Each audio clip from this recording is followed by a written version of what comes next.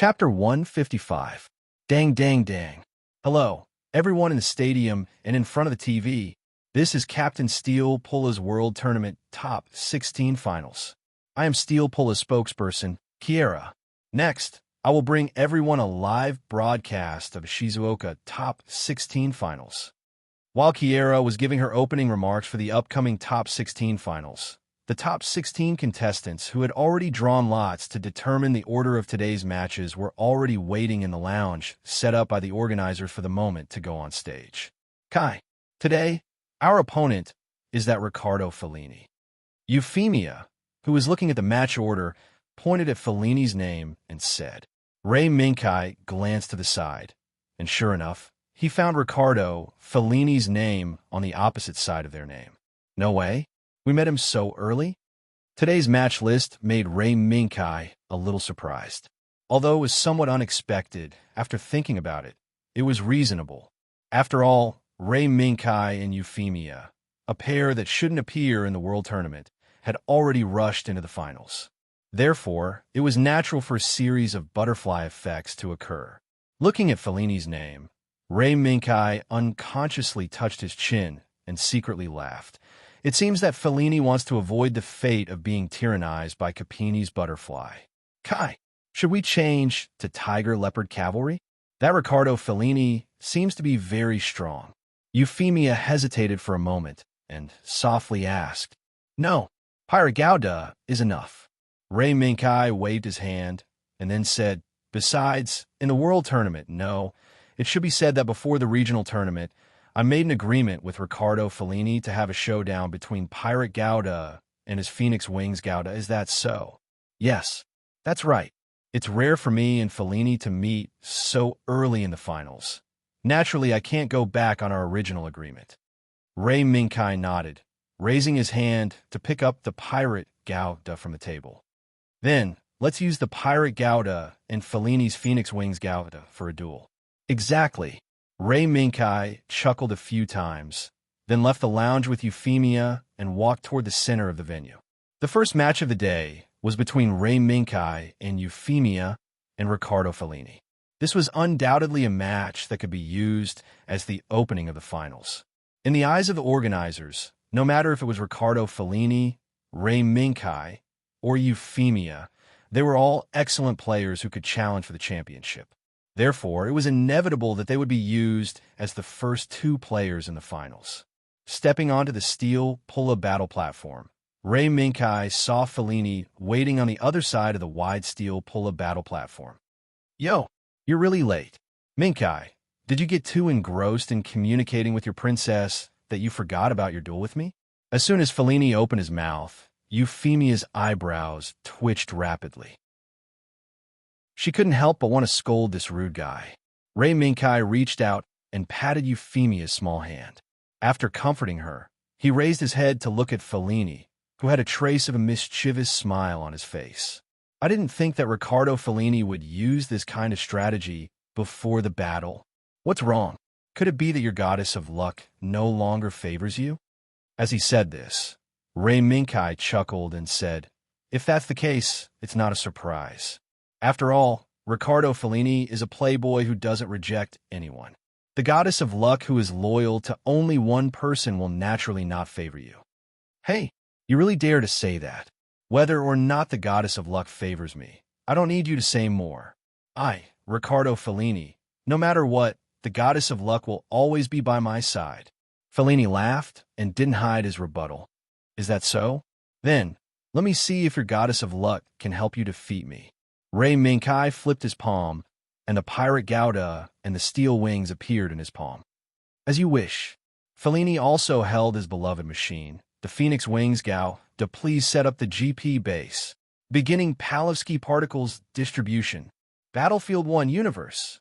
Following the condensation of the Palevsky Particles, a universe map of the Reef universe with Earth at the bottom and steel wreckage at the center of the field was formed.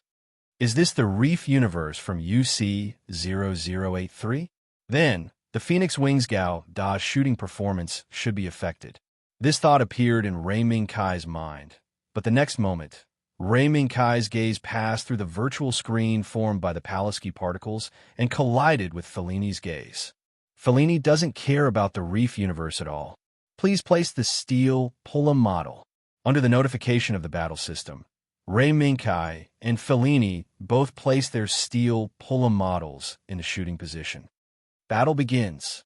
As soon as the notification voice fell, Ray Minkai and Fellini both placed their steel Pullum models on the battle stage. Pyra Gauda, Phoenix Wings Gauda, Ray Minkai, Riccardo Fellini. Attack. X2. The scene in front of Ray Minkai changed, and it was already a universe with countless warship wreckage and rubble floating in the air. UFFI. Pay attention to the surroundings. Don't get too close to Pyra Gauda for the time being. Understood. Euphemia acknowledged the order, and the Steel Eagle split into two with the pirate. They turned around and flew into the sky above the submerged reef universe. As expected, this scene was discovered by the Phoenix-winged Gundam hiding somewhere in the submerged reef universe. Oh, they split up? Fellini's eyes flashed, and his mind was constantly thinking about Ray Minkai's intentions. He knew. As long as the Steel Eagle was near Pirate Gauda and transformed into a sharp sword in Pirate Gauda's hand at the right time, then Pirate Gauda's combat strength would increase exponentially. Fellini had already seen through this point from Ray Minkai's participation in the regional tournament earlier. Are you luring me to attack? In the face of a great enemy, he actually separated his most powerful weapon. This temptation, no matter who it was, will be difficult to resist. Then, let me see what you're capable of. Kai. In the shadow of the reef universe, Phoenix Wings Gauda's figure flashed. Kai, be careful. The Steel Eagle seems to have discovered something. The next moment, Euphemia looked at the strange data flowing on the screen in front of her and issued a warning. However, Ray Minkai did not respond. Instead, he quickly made Pirate Gauda make a sharp turn and stretched out his left hand and took out a rarely used whip from his waist armor. With lightning speed, he rushed towards the back of the Magellan-class battleship that had been penetrated by the battleship's main cannon on the left side of Pirate Gauda, which had been broken into two by the battleship's main cannon. Clang! In an instant, sparks splashed. Following closely behind was a small but extremely accurate beam attack. Ray Minkai frowned slightly and immediately made Pirate Gauda raise his right hand and open a beam shield, blocking the beam attack that was heading towards Pirate Gauda's head. What a troublesome opponent. With just one probe, Fellini deeply understood how difficult it was to deal with Pirate Gauda. Whether it was the beam shield on Pirate Gauda's arms or the anti-beam cloak on his body, they made most beam weapons feel powerless. However, as a well-known player in the steel pulla battle, how could Fellini turn a blind eye to Pirate Gauda's existence? What's more, from the beginning, Fellini and Ray Minkai agreed to have a showdown with Pirate Gauda. Therefore, it was time to reveal his trump card. Kai, don't think that Phoenix Wings Gauda only has beam weapons. Following Fellini's shout, a mechanism popped out from the front end of Phoenix Wings Gauda's destruction rifle, and in the blink of an eye, it turned into a round, hollow, tubular object. Boom, boom, boom. Immediately after, the instant three flames burst out from this tubular object. Three black shadows with trails of smoke behind them broke through the air. However, Pirate Gauda calmly waved the long whip in his hand, striking the first two black shadows that were closer to Pirate Gauda into two. At the moment when they exploded, he raised the beam shield on his right forearm to block the remaining black shadow in front of him. Boom! With a flash of fire, Phoenix Wings Gauda's figure disappeared. When Phoenix Wings Gauda's figure appeared again, a cold light flashed in Fellini's eyes, and he shouted loudly, "Got it!" The moment his voice sounded, Phoenix Wings Gauda's left forearm exploded with a cold light, like a sharp sword piercing through the sky, fiercely piercing toward the flames that had yet to dissipate. Fellini's heart was alarmed, and he subconsciously ordered Phoenix Wings Gauda to quickly retreat. Unexpectedly, a ray of light that was even more dazzling than the cold light in Phoenix Wings Gao Da's hand split the exploding flames from above, heading straight for Phoenix Wings Gao Da Tisk. Fellini didn't have time to investigate why Phoenix Wings Gao Da's attack didn't hit Pirate Gao Da. The only thing he could do now was to block the attack that was about to hit Phoenix Wings Gao Da. Thus, Phoenix Wings Gao Da raised his left hand and blocked Phoenix Wings Gao Da's head. Buzz. Sizzle. It was blocked. The attack that was aimed at Phoenix Wings Gao Da was blocked, allowing Fellini to see the true face of the attack. It was a beam saber. It was the beam saber used by Pirate Gao Da.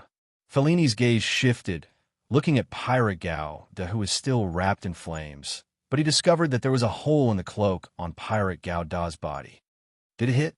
Without a doubt. This hole came from the cold light on Phoenix Wings Gao Da's forearm, a small fighting sword specially made to fight against Pirate Gao Da. Chapter 156. The night before the top 16 finals. Fellini rarely did not go out to the bar. Instead, he sat alone in the dormitory, holding the steel Pullum model plate in both hands, carefully processing and polishing it. As time went by, when the needle reached midnight, Fellini stopped the work in his hands. After closing his eyes for a while, he picked up the two pairs of parts that were basically finished on the table, put them in front of his eyes, and carefully looked at them. Not enough. After a long time, Fellini put down the parts in his hand again and said in a low voice, "If it's Pirate Gao Da, these weapons can't fight against it, right?"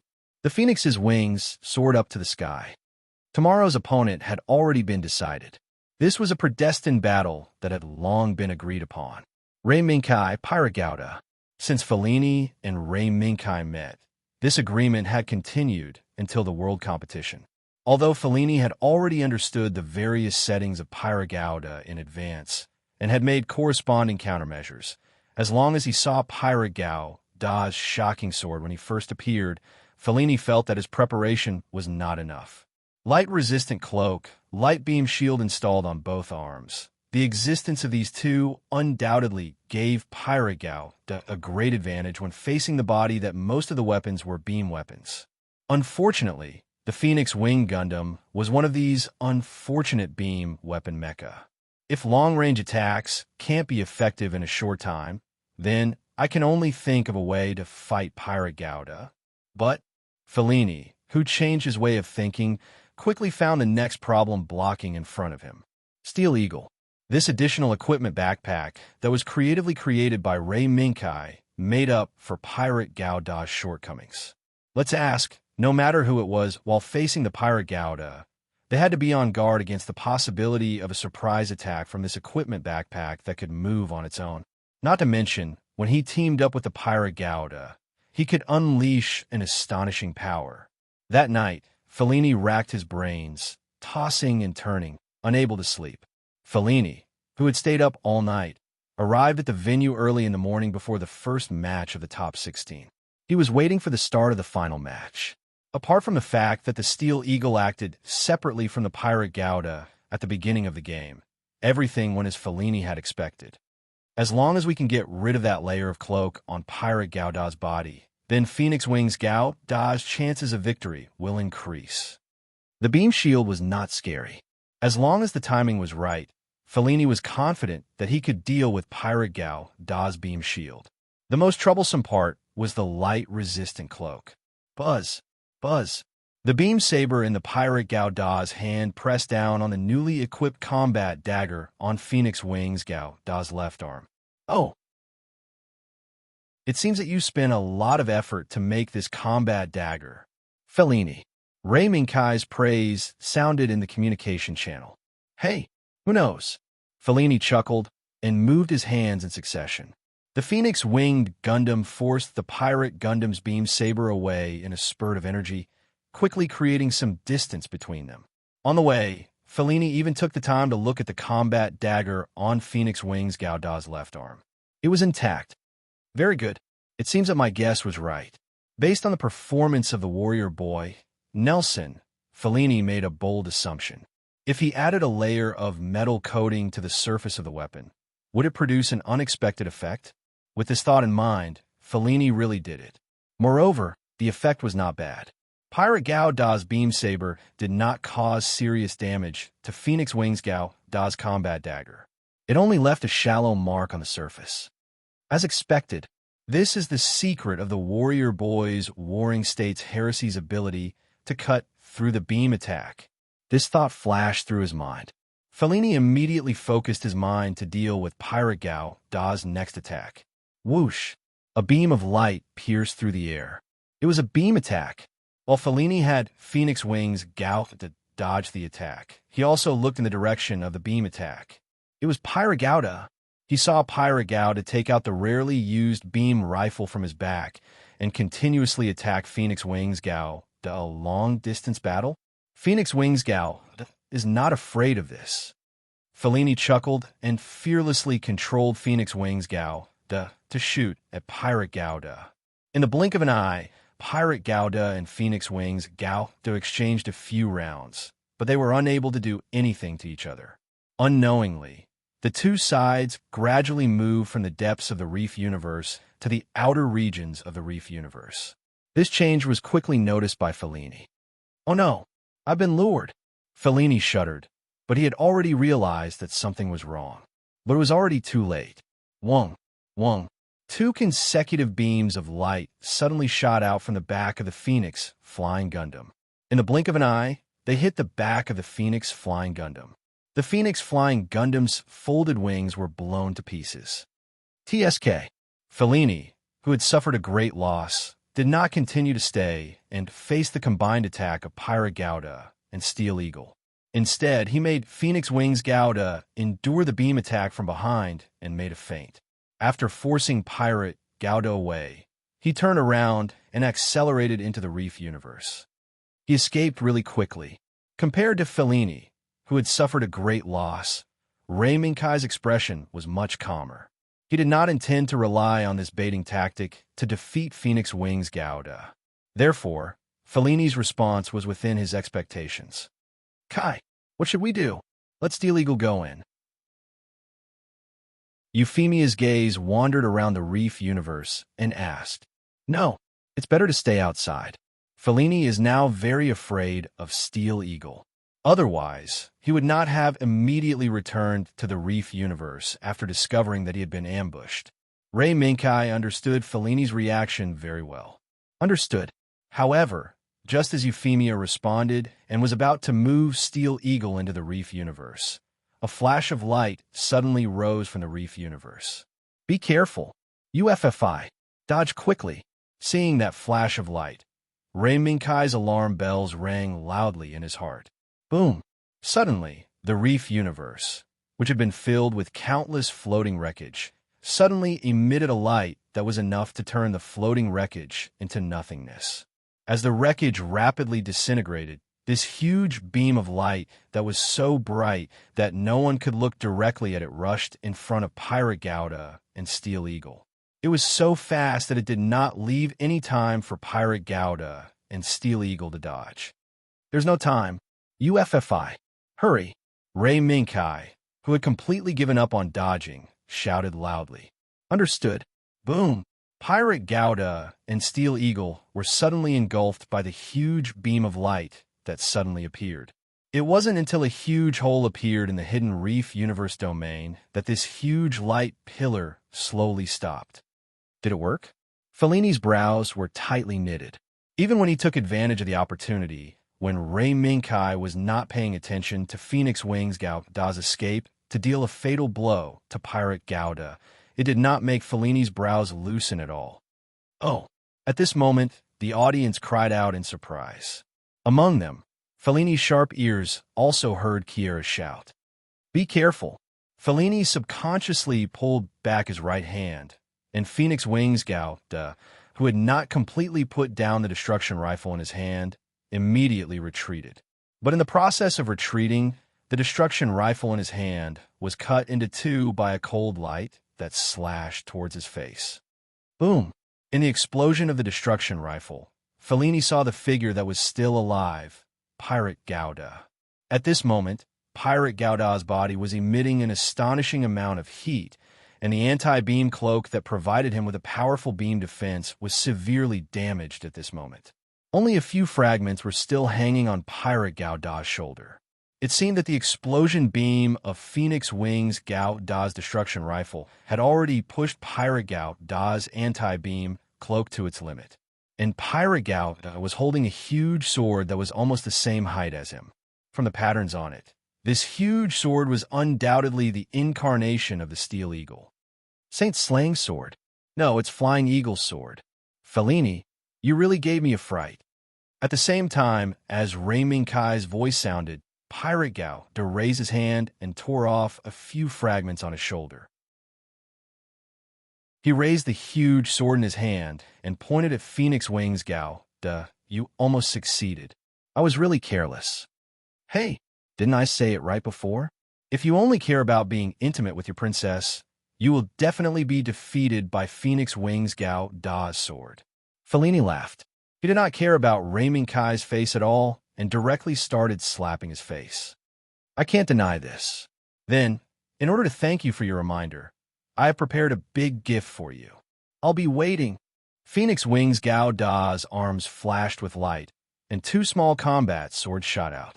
Then, Phoenix Wing's Gao Da's speed became faster and faster, almost able to drag out after images.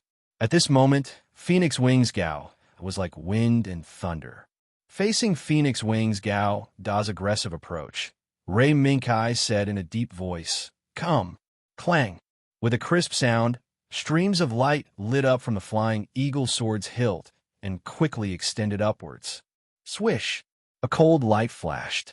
Phoenix Wing's Gao that had already rushed in front of Pirate Gao Da Clang. Phoenix Wing's Gao Da's combat swords collided with Pirate Gao Da's Flying Eagle sword, and in an instant, there were bursts of sparks. Kai, where's the big gift? Where is it? Fellini's eyes widened slightly, and he tightened his grip on the control ball, constantly letting Phoenix Wing's Gao Da exert more power to suppress Pirate Gao Da's Flying Eagle sword. Now, just as Phoenix Wing's Gao Da raised his right hand and was about to stab Pirate Gao Da with the combat swords on his right arm, the light flowing on the Flying Eagle sword rose to the extreme. Buzz! An impact suddenly erupted from the Flying Eagle sword, and it actually sent Phoenix Wing's Gao Da flying backwards, making it difficult for him to maintain his balance. What? Saint Slaying, 7 strikes. Chapter 157. Saint Slaying, 7 strikes. At the moment when Phoenix Wing's Gao Da was pushed away, the light on the Flying Eagle sword had already reached its brightest moment. While it was emitting a bright light, the Flying Eagle sword also disintegrated into 7 swords of different sizes and shapes in the blink of an eye. Other than the largest sword in Pirate Gao Da's hand, the other 6 swords actually rushed towards Phoenix Wing's Gao Da in a flash of light. Seeing this, Fellini clenched his teeth and quickly tried many methods, but he was still unable to regain control of Phoenix Wing's Gao Da, who suddenly went out of control. Could it be that light just now? In a flash, Fellini remembered that when he was confronting the Flying Eagle sword just now, the Flying Eagle sword suddenly burst out with a flash of light just before it disintegrated into 7 swords. After that, not only did Phoenix Wing's Gao Da fly out, it even went out of control. However, even if Fellini found a reason, it could not change the fact that he could only watch as the 6 swords flew towards Phoenix Wing's Gao Da. But Fellini would definitely not sit still and wait for death. He still did not give up on regaining control of Phoenix Wing's Gao Da whoosh. In the next moment, the 6 swords actually did not directly stab towards Phoenix Wing's Gao Da. But at the moment when they were about to stab Phoenix Wing's Gao Da, the swords turned around and continuously circled around Phoenix Wing's Gao Da. Immediately after, Phoenix Wing's Gao Da's vision turned black, and Pirate Gao Da had already rushed in front of him. Waving the sword in his hand, he chopped off Phoenix Wing's Gao Da's right hand. First strike. With a flash of light, Pirate Gao Da's hand changed to a second sword. Second strike. Third strike. Pirate Gao Da's figure flickered back and forth in this space like a ghost. Every time he flickered, he would cut off a part of Phoenix Wing Gao Da's body, as if he was wantonly toying with a prey that could be slaughtered. As the one being slaughtered, Fellini had already given up struggling when Phoenix Gauda's hands were chopped off. He was waiting for the final judgment to arrive. Under his gaze, Pirate Gauda swung his seventh blade, delivering the final blow to Phoenix Wings Gauda Boom. This battle ended with the defeat of Phoenix Wings Gauda. After the battle ended, Fellini sighed helplessly. Kai, aren't you a little too cruel? My Phoenix Wings Gauda was shattered by you. Ray Minkai rolled his eyes and retorted, Then, what's with your burst mode just now? If it wasn't for my Pirate Gauda's anti-beam cloak and Eagle Sword being strong enough, I'm afraid that he would have ended up the same as Phoenix Wings Gauda. Fellini's expression couldn't help but become sluggish. Thinking back to that strike just now, he indeed felt a little guilty. But, after all, it's a competition, isn't it? That's right. It's a competition. Ray Minkai shrugged his shoulders. Now you've lost. Fellini. Hearing the cheers of the audience, Fellini stared blankly for a moment, then smiled in relief. That's right. I've lost. In the end, Fellini collected all the remains of Phoenix Wings Gauda and returned to his original free and easy appearance.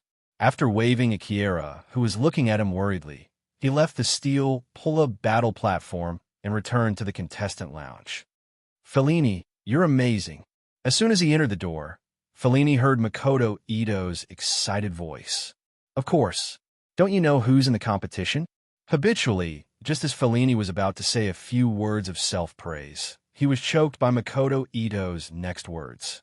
Linkshire, I didn't expect Guy's Pirate Gauda to have adjusted to this level. What was the move that blocked Phoenix Wings Gauda's burst attack called again? Hey, Chung. Fellini, whose eyebrows were twitching, suddenly shouted a few times and forcibly interrupted Makoto Ito's words. Makoto Ito was stunned. Linkshire glanced at Fellini, shrugged, and stopped talking. Chung, Linkshire, listen, Guy, Ray Minkai will be your strongest enemy in this world competition. Hey, do I need you to say that? From the beginning, I didn't see that guy as a friend. Linkshire was straightforward and said while waving his fist. Fellini, is Kawaguchi Famer not better than Guy? Makoto Ito hesitated and subconsciously compared the strongest person in his mind to Ray Minkai. I'm afraid not. Fellini shook his head, touched his chin, and said, Actually, I don't want to affect your judgment. However, after today's duel with Guy, I realized that Guy is hiding very deeply.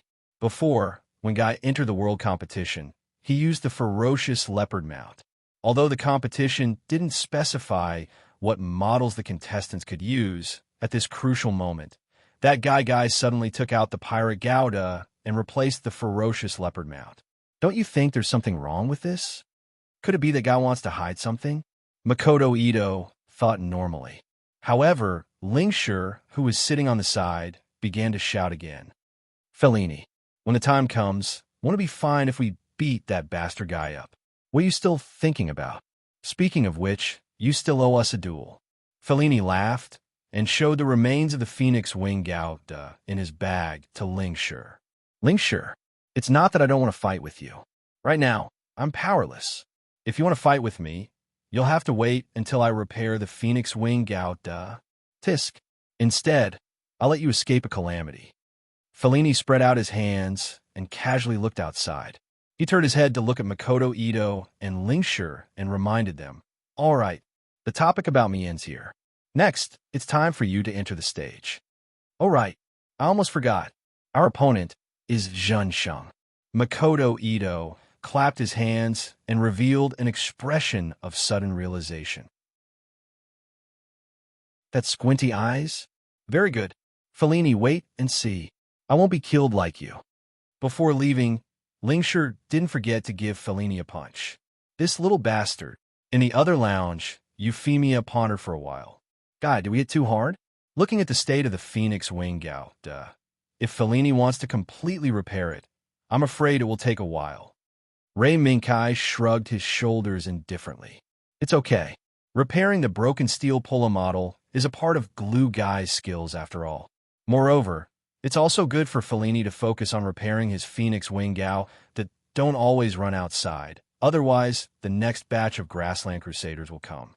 Speaking of the Grassland Crusaders, Euphemia couldn't help but chuckle a few times. Actually, Chioma and the others are also pitiful. They met the wrong person, plus a playboy who doesn't refuse anyone. Ray Minkai rolled his eyes.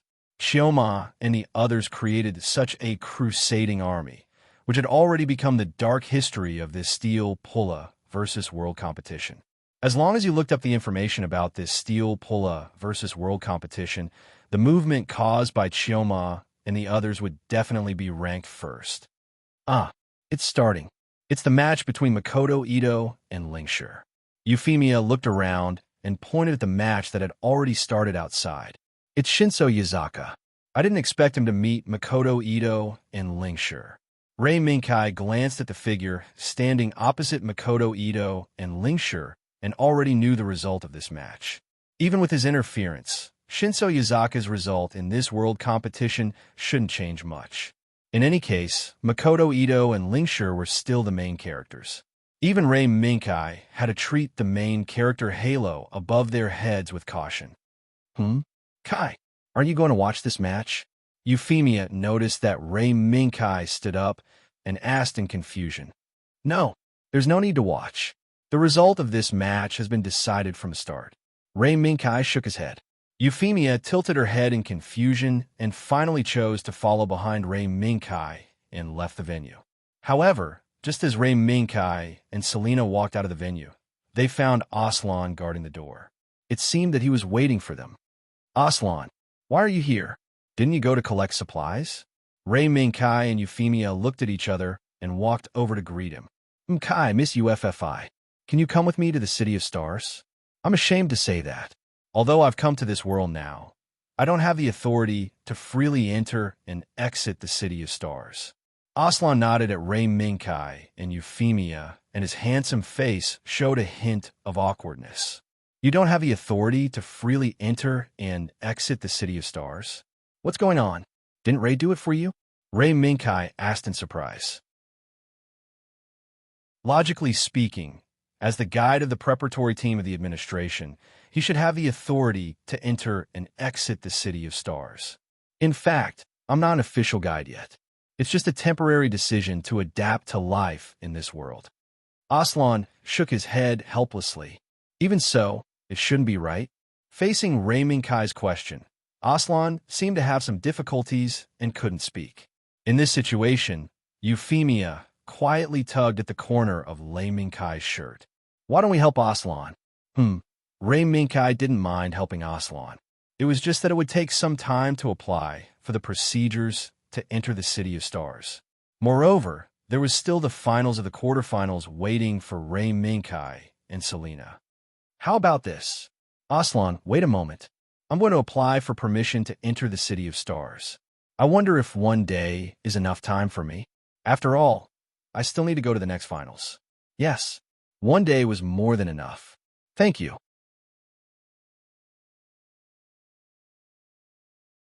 Chapter 158. The president was very sad.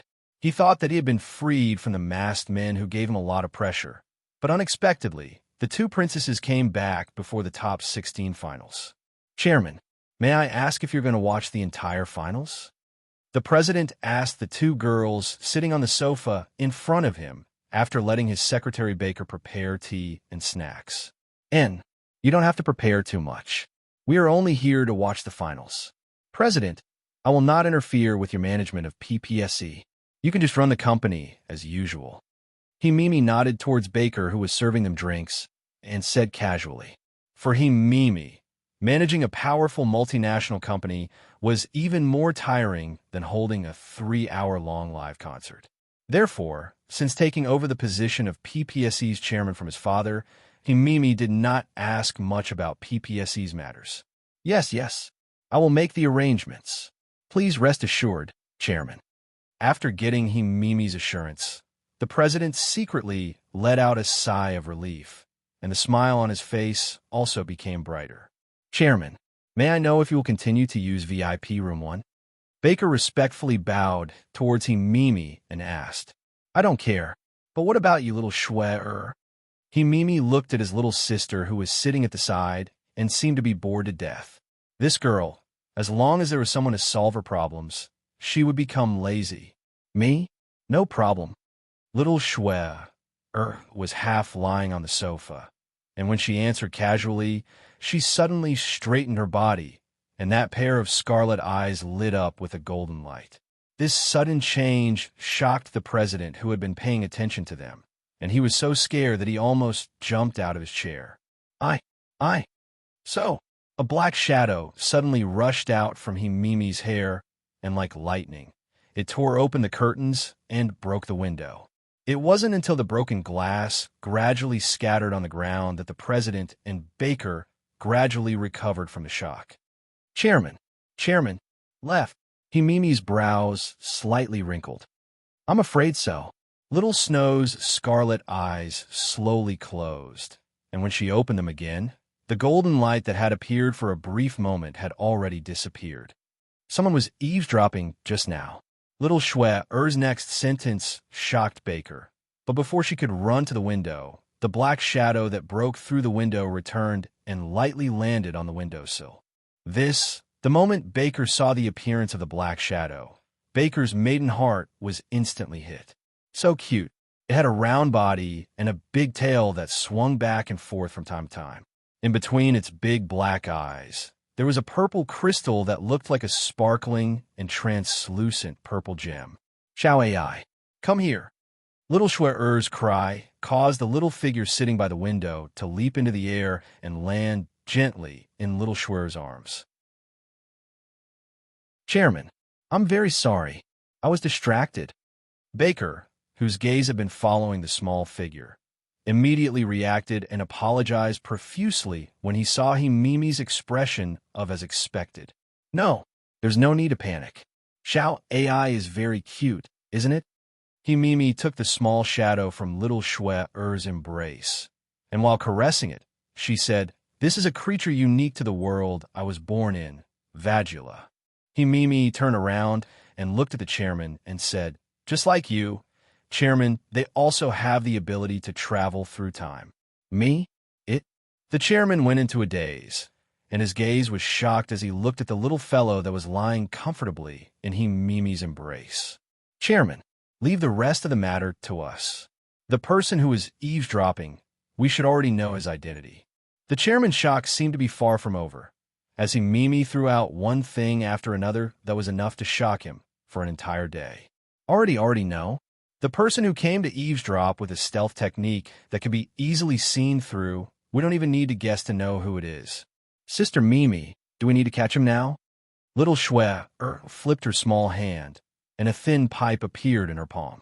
As a wisp of smoke slowly rose from the pipe, a house appeared in front of the chairman and Baker. This is the building we're in? There. That's the person who is eavesdropping on us? Beck's heart was pounding madly. The scene before him was no doubt like the magic and the legends that had been displayed before his eyes. If there was only one person who was eavesdropping on us, then it's definitely him. Little Schwer replied lazily, and then looked at Baker. Her gaze that was sizing him up made Baker shiver. What's wrong? Me, Mississippi. You're called Baker, right? Little Schwer's mouth curled up, but she changed into the face of a witch. Yes. I'm Baker. I'm currently the chairman's secretary. You can do whatever you want with that kind of thing. I just want to ask you a question. Do you want to become a magical girl? As long as you sign a contract with me, this kind of thing will be a piece of cake. Little Schwer pointed the thin pipe at Baker, and the pair of scarlet eyes became hazy, causing Baker to inadvertently slide into the depths of those scarlet eyes. Really? Fake? Pa! Mimi rudely interrupted Little Schwer's prank. What happened? Another shiver woke Baker up from his daze, and from the scarlet eyes of Little Schwer. Little Schwer, didn't you promise me that you won't use your power recklessly? Mimi repeatedly pinched Little Schwer's little face, and said in a somewhat reproachful tone, Woo! Don't pinch my face. I didn't. It's just a projection attached to the pipe. Little Shue struggled to escape from Himimi's clutches and casually passed the pipe back to Himimi to prove that she was just playing a little trick. It really is.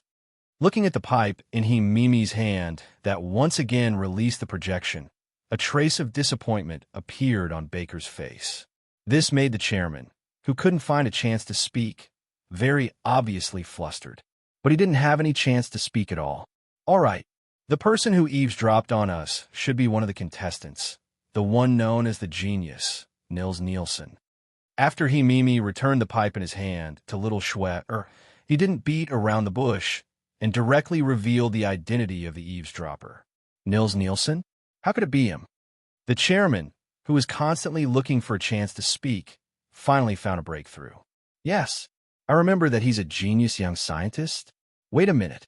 Could it be that the reason he participated in the competition is to find out the secret of the Palevsky particle?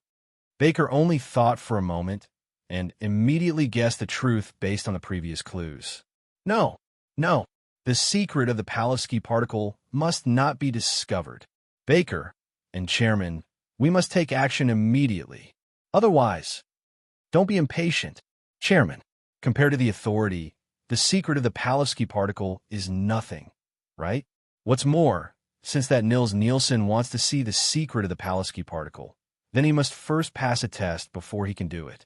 Compared to the chairman, who became flustered, Mimi's performance was much more stable. Sister Mimi, do you want the reserve team member you brought back to face this sneaky guy? After retrieving his pipe, little Shue casually projected the scene of Nils Nielsen leaning against the window and eavesdropping. Yes, but this doesn't require us to do anything in secret, because, from the beginning, Ray Minkai has already faced Nils Nielsen, right? Baker. Facing Himimi's question, Baker raised his hand and pushed his glasses up, revealing a confident smile. Yes, just as the chairman said, on the list of finalists announced today, Ray Minkai and Nils Nielsen coincidentally faced each other. This means that Nils Nielsen will be defeated in the finals. The chairman said, in surprise. He didn't know who Ray Minkai was, let alone whether he really had the ability to deal with Nils Nielsen. But he knew that behind Ray Minkai stood Himimi and the SPF authority. With such a strong backing, he believed that his own strength wouldn't be too bad. Let's wait and see. At the same time, Lei Minkai and Euphemia were watching in astonishment as an 800-meter-long high-speed space destroyer was registered under Aslan's name after Aslan's extremely generous swiping of the QR code. This is also an item in your list of supplies. Aslan? Ray Minkai's eyelids twitched, looking at Aslan, who was calm and still swiping the QR code to pay. Yes. After learning that Lavda was pregnant, I decided that I would be responsible for all the expenses of this operation.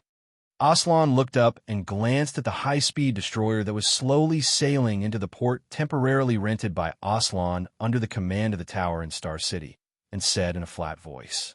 Ray Minkai's mouth twitched, suddenly feeling that the savings in his account as a reserve teammate were not worth mentioning in front of Aslan, this tycoon. Although I don't know the value of this battleship, Mr. Aslan, do you really have enough money?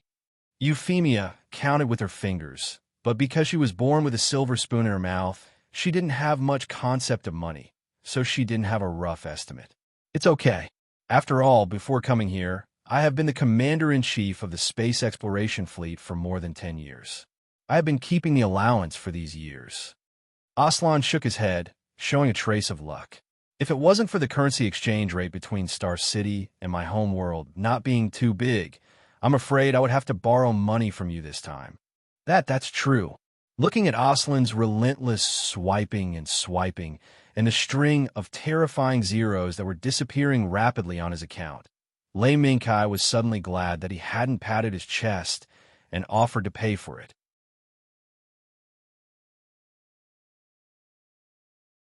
Chapter 159. I wasn't discovered. Niels stood in the corner of the room on guard. He stood there until the full moon rose into the sky. Only then did he slowly relax his tense body. But at this moment, a series of rapid knocks sounded from the door. This caused Niels, who had just relaxed for less than 5 seconds, to immediately tense up. I was discovered. Niels' eyes flickered, his gaze constantly moving back and forth between the door and the window. Just now, when he was discovered eavesdropping, the window he was hiding in seemed to have been smashed by something. If not for his extremely fast reaction, there might have been a few more wounds on his body, and he might even have been caught. While his thoughts were spinning, the door was opened. When Niels, whose muscles were stretched taut, heard the sound, he immediately grabbed the teapot closest to his hand and threw it towards the door. A scream of pain for being smashed by a heavy object sounded. However, the moment this scream sounded, Niels suddenly realized that this scream seemed to be very familiar. Immediately after, Niels, who had forcefully stopped his footsteps towards the window, turned around and looked outside. He actually discovered a young girl wearing long sleeves and a short skirt, with a horsewhip hanging from her waist. Her blonde hair was tied into curly ponytails. She was holding her red forehead and squatting at the door while screaming miserably. Miss Carolyn?" Seeing that young girl's appearance, Niels realized that he seemed to have accidentally caused a huge disaster in his high anxiety. "It hurts." Carolyn endured the pain and looked at the teapot that was still spinning slowly on the ground, then raised her head and looked at the bewildered Niels. "Niels, what are you doing?" "I only opened the door because you didn't open the door after knocking for so long. Did you have to throw something at me?" As she spoke, tears welled up in Carolyn's eyes. Niels, who was originally somewhat at a loss, became even more at a loss when he saw Carolyn's tears. "Hey, Niels, don't you know how to comfort people? You must know that I am your girlfriend." Girlfriend? Niels was shocked. He actually didn't know when he had a girlfriend like Carolyn. However, due to his casual smashing just now, Niels, who lacked confidence, ultimately chose to remain silent. Cough, cough. "I hope I won't disturb you." Just then, someone knocked on the door again. Niles looked up, and the muscles on his back tightened again. He tried his best to maintain a calm expression on his face. It was Secretary Baker, the right-hand man of the president of PPSC. Of course, according to the normal trajectory, it was impossible for Niels to know Baker at this time. "You are?" Niels pretended to be puzzled after helping Carolyn up without batting an eyelid. Now that Carolyn was here, his chances of escaping were even lower. Hopefully, the other party didn't find out that he was eavesdropping. However, Niles's muscles tensed up again inadvertently. "I'm Beck, the secretary of the PPSC president. May I ask if you're Niels Nixon, the steel puller fighter from America?" Under the protection of the two burly men, a formal smile appeared on Baker's face. "I'm Nils Nielsen." "Hello, the secretary. May I know why the people around the PPSC president are looking for me?" Niels nodded and admitted his identity after helping Caroline up. Identity confirmed. After Baker heard Niels admit his identity, he went straight to the point and stated the purpose of his visit. "Nils Nielsen, we know the purpose of your participation in this world competition, but please don't worry. We don't mean any harm." Baker's smile became even more gentle, especially when she saw Niles's face, which had been exposed but was still forcing himself to remain calm. The smile on her face became even brighter. "We welcome anyone with ambition to join us at PPSC and conduct in-depth research on the Pulaski particle. And you, Nils Nielsen, who is known as a genius, is naturally among these people with ambition. But before that, we need to do some small tests on you." "Small tests?" Niels, who originally thought she was here to denounce him, was shocked by Baker's twists and turns in her speech, but he didn't expect that in the end, the other party would agree to disclose the secret of the Pulaski particle to him. "Yes, small tests. Don't worry. Since it's the world competition, these small tests are also related to the world competition." "Nils Nielsen, did you go to see your opponent in the next game?" The sunlight outside the window fell on Baker's glasses and refracted the light, making Niels unable to obtain any effective information from Baker's eyes. "Opponent in the next game?" Niels frowned and immediately remembered the opponent he was about to face. Ray Minkai from the Celestial Empire region. "Yes, As long as you defeat him, you will get the secret of the Palevsky particle that PPSC will disclose to you. After Baker calmly made this promise, she turned around and left with the two bodyguards. She didn't care whether Niels would agree to this promise or not. For a long time, Caroline, who didn't have a chance to speak, touched the small bump on her head and reached out to pull Niels. "Hey, Niels, what happened? Who is that woman? Why did they insist on inviting you to join PPSC? No, nothing. Carolyn, it's just an unimportant promise. For me, this may be an opportunity to make a breakthrough in my research project." Niels shook his head and didn't mention this matter too much. Moreover, now, in Niels' own heart, there was also a question. Why would she let me fight with Ray Minkai? From information, Ray Minkai from the Celestial Empire region shouldn't have any connection with PPSC, even if, suddenly, Niels thought of a possibility. "Caroline, can you do me a favor?" Niels' request was very sudden, but Carolyn still agreed immediately. Of course, since her boyfriend has made a request, as a virtuous girlfriend, I will naturally complete it 100%. Niels, your request. Just leave it to me, your girlfriend. After saying that, Caroline, who was still doubtful just now, let out a burst of bell-like laughter. Night. Ray Minkai, who had helped Aslan to collect supplies for the whole day, dragged their tired bodies back to Shizuoka. I didn't expect Aslan's list of supplies to have so many things. From the looks of it, their operation this time will be fraught with difficulties. After opening the door and gently putting Euphemia, who was so tired that she had fallen asleep, on the bed, Ray Minkai slowly breathed a sigh of relief. Although Aslan's generous payment seemed very cool, after all the large items were handed over to the automatic transport robots for loading and unloading, the small items piled up like a small mountain still made Aslan, Ray Minkai, and Euphemia tidy up for a whole day. Ray Minkai reached out and gently tidied up Euphemia's messy hair, then pulled the blanket over Euphemia. "It seems that UFFI won't wake up for a while." Ray Minkai glanced sideways at the clock hanging on the wall and decided to run the water first, in case Euphemia woke up and wanted to take a bath. But before Ray Minkai's action could begin, the doorbell rang. "Excuse me, is this Mr. Ray Minkai's residence?" As soon as he heard the voice coming from outside the door, Ray Minkai faintly felt that the voice was somewhat familiar. "I am." As soon as he opened the door, Ray Minkai saw a dark-skinned boy in a kendo suit with his hands clasped together and a head full of small braids standing at the door and saluting him. "Hello, Mr. Ray Minkai. I'm Nils Nielsen. Nice to meet you." "Nice to meet you." Nils Nielsen? Ray Minkai's doubts flashed through his mind, but soon he was relieved. He remembered that in the original time and space, Nils, this dark-skinned boy, personally found Makoto Ito and Lingshire on the night before the finals and wanted to make a deal behind their backs. No way. Does this boy think that I have the secret of the Palevsky particle? When Ray Minkai thought about it this way, he felt that he was right. After recovering his previous memory, he did know the secret of the Palevsky particle.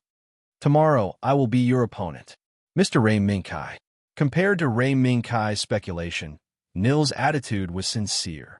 "This I know. So why are you here tonight? Could it be that you want me to lose to you?" Ray Minkai raised his eyebrows and did not leave any room for discussion. "No. On the contrary, if Mr. Ray Minkai can meet my request, tomorrow's victory will be yours with both hands." As soon as Nils said this, Ray Minkai understood. "Sure enough. Nils, you're really easy to guess." Ray Minkai chuckled a few times, looked at Nils, and shook his head. "Nils, although it's not bad to have an easy victory, it's just a game if you don't fight for it." "Game? Now, aren't we playing a game?" Nils was stunned and casually refuted Ray Minkai's words. "Is that so? Do you really think that the steel pull a battle is a game?" Nils, go back. I know what you want, but now I won't give it to you." Ray Minkai took half a step back and prepared to close the door. "Wait, Mr. Ray Minkai." As soon as Nils heard Ray Minkai say that he knew his intention, he immediately confirmed that Ray Minkai really knew the secret he wanted to know, the secret of the Palevsky particle. Everything will be left to tomorrow's match. The moment Rei Minkai completely closed the door, his voice sounded again. Samurai boy, let me see the power of your warring state's heresy. Is it really like what you said, that this is just a game?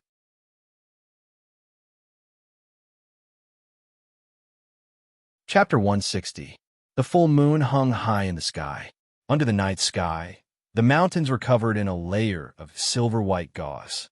Surrounded by these mountains, an ancient city filled with Japanese architectural style stood on a plain full of cherry blossoms. Suddenly, a black shadow flashed across the night sky. It was incomparably fast. It was even faster than the wind. Whoosh! In the blink of an eye, this black shadow flew to the top of the Heaven's Guard Pavilion. At the same time, another black shadow split off from it and landed on the top of the Heaven's Guard Pavilion with the rustling sound of the wind. The moonlight was incomparably bright. It illuminated the two figures standing at the top of the Heaven's Guard Pavilion exceptionally clearly. Ghost Mask, Samurai A, stood with his arms crossed. The two samurai swords at his waist faintly emitted waves of low hums amidst the rustling sound of the wind. This was the beloved machine of Niels Nielsen, known as the Samurai Kid, the Warring States Heresy. And opposite him, it was the terrifying skull pattern on his forehead. He wore a huge black cloak. Almost his entire body was hidden behind the cloak by the steel pullabody. It was a mysterious masked man, the steel pullabody used by Guy, the pirate Gao. Are you here? Aren't you going to consider my suggestion? Niels retracted his gaze from the pirate Gouda and raised his head to look at Rei Minkai, whose face was covered by the light emitted by the Palisky particles, and asked, "You know the answer?" Rei Minkai's voice was very calm and did not change because of Niels' persistence. "Is that so? Then don't blame me for not showing mercy." Niels smiled and immediately began to move. Clang! The treasured sword was unsheathed.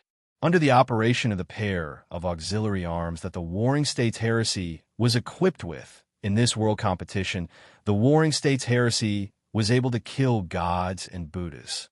With a flash of cold light, the two swords slashed down toward the pirate Gauta Buzz. As expected, the two swords slashed down. Two cold lights pierced through the air from the blades of the swords. At an extremely fast speed, they intersected with each other and bombarded the pirate Gouda. The momentum of this attack was quite shocking. However, pirate Gouda didn't do anything. He just stood quietly in his original position. He allowed the night wind to blow his cloak, and a unique rustling sound of the cloak fluttering in the wind could be heard. Buzz! Buzz! Buzz! The sword light was getting closer. The buzzing sound of the swords approached the pirate Gao suddenly. The cloak on Pirate Gao Da's body suddenly flew backwards, separating from Pirate Gao Da's body in the blink of an eye. It kept tumbling in the air, sliding down into the darkness below. Boom! It hit. At the moment when the cape flew away from the Pirate Gao Da's body, the Sengoku Heresy's sword light, no, it could be described as sword chi to describe this move of the Sengoku Heresy.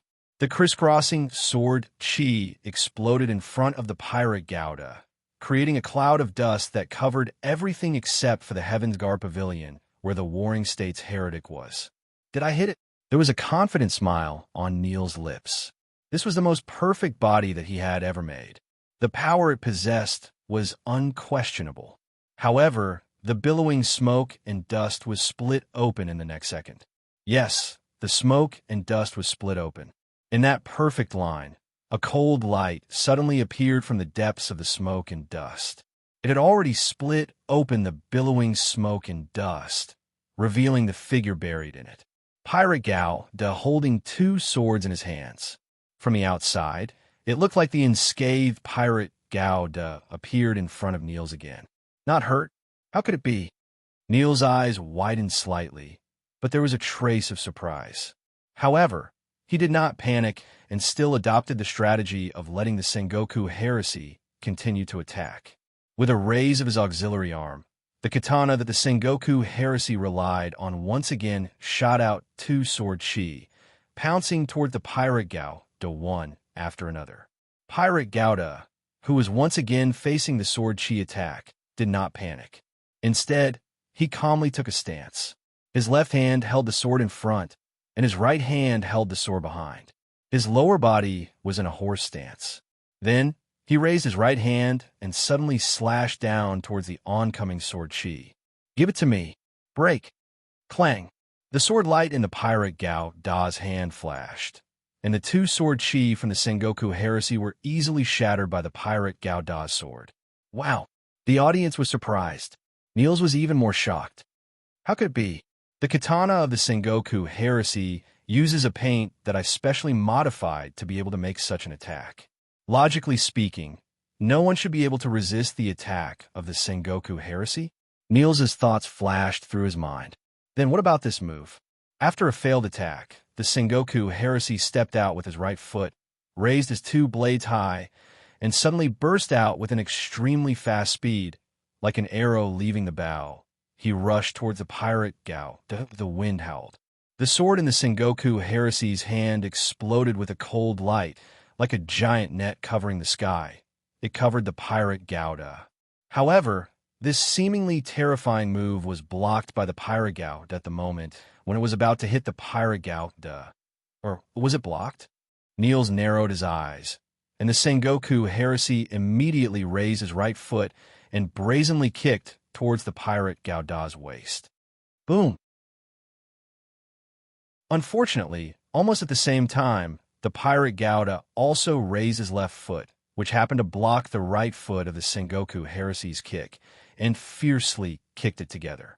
The strong force of the collision immediately made the Sengoku heresy and the pirate Gauda to take a few steps back together, and once again widen the distance between them. Not bad. The pirate Gauda casually waved his hand. After casually making a sword flower, he pointed at the Sengoku heresy. "You too, Rei Minkai. Moreover, it seems that you have already seen through the secret of the Sengoku heresy." Although he said that his secret had been seen through, the confidence on Niels' face did not disappear because of this. On the contrary, it became even stronger. Is that so? I just happened to use the weapon that the pirate Gauda should have. Two swords. Not only were they two swords at the same time, the processing technology was the same as the two swords. Rei Minkai, who was familiar with the plot, knew that the two swords of the Sengoku heresy had a unique processing technology that could restrain particle weapons. As long as this pair of swords was in hand, the Sengoku heresy could be said to not be afraid of any beam weapons. And at the same time, it was the natural enemy of all the steel pulla bodies that used beam weapons on a large scale. Therefore, the pirate Gauda completely abandoned all beam weapons in this battle and replaced them with live ammunition weapons. For example, the two swords in the pirate Gauda's hands at this time. Buzz! Niels didn't intend to fight while shooting his mouth off. While he was talking, the Sengoku heresy began a new round of attacks. The sword were swung, and sword chi was everywhere. Sword chi was constantly formed under the Sengoku heresy's swords, violently scratching the roof of Tiansho Pavilion, while continuously surrounding the pirate Gauda, who was also standing on top of Tiansho Pavilion. Clang! The two swords in the pirate Gauda's hands were constantly humming, like a warrior thirsting for blood. Under the pirate Gauda's swings, the incoming sword chi were all destroyed, until the entire Tiansho Pavilion was no longer the same as before. The pirate Gauda was still standing in the same place. Apart from the part of the roof under the pirate Gauda's feet that could still be considered intact, the rest of the roof had already been destroyed by the Sengoku heresy's sword chi. Niels, is that all you've got? Although there was some pressure, there was actually no danger in this attack, so Rei Minkai lightly laughed. This is just a test. Rei Minkai. The corner of Niels' mouth twitched.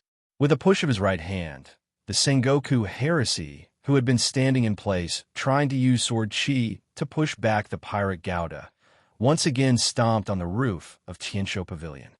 Boom! The Sengoku heresy charged out, waving his sword as he pounced at the pirate Gouda. The pirate Gouda did the same. Clang! The two swords, bearing their sharp fangs and claws at each other, fiercely clashed together, then separated, then clashed together again. Clang! As the sword lights flashed, the sound of swords clashing suddenly rang out. The Sengoku heresy, the pirate Gouda, constantly swapping positions, constantly stomping on the already scarred roof of Tinsho Pavilion, using this strength to try to suppress the other party.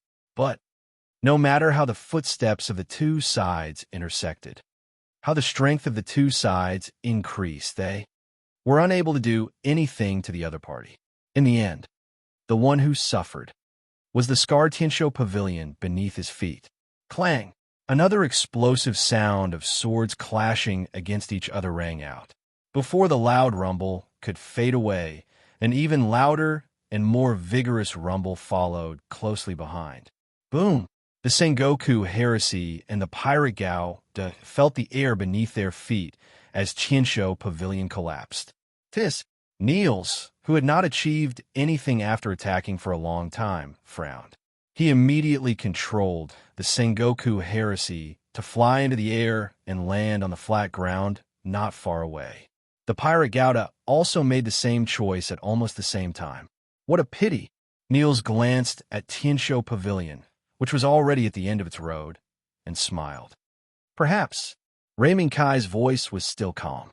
Don't think that you could defeat the Sengoku heresy just because you change to a materialized sword. Whether you use a beam weapon or a materialized weapon, you can't defeat this perfect Sengoku heresy. With a raise of his sword, the Sengoku heresy once again took a stance and pointed at the pirate Gouda, who was standing on the flat ground with his sword in both hands. At this moment, the pirate Gouda, after losing his cloak, looked much slimmer than the Sengoku heresy. He did not have the awe-inspiring aura of the Sengoku heresy, who was equipped with a pair of auxiliary arms and many warrior-style decorations. However, Niels did not dare to underestimate the pirate Gouda. Come on, let's decide the victor. Niels shouted in a low voice. The Sengoku heresy took a step back and charged forward again.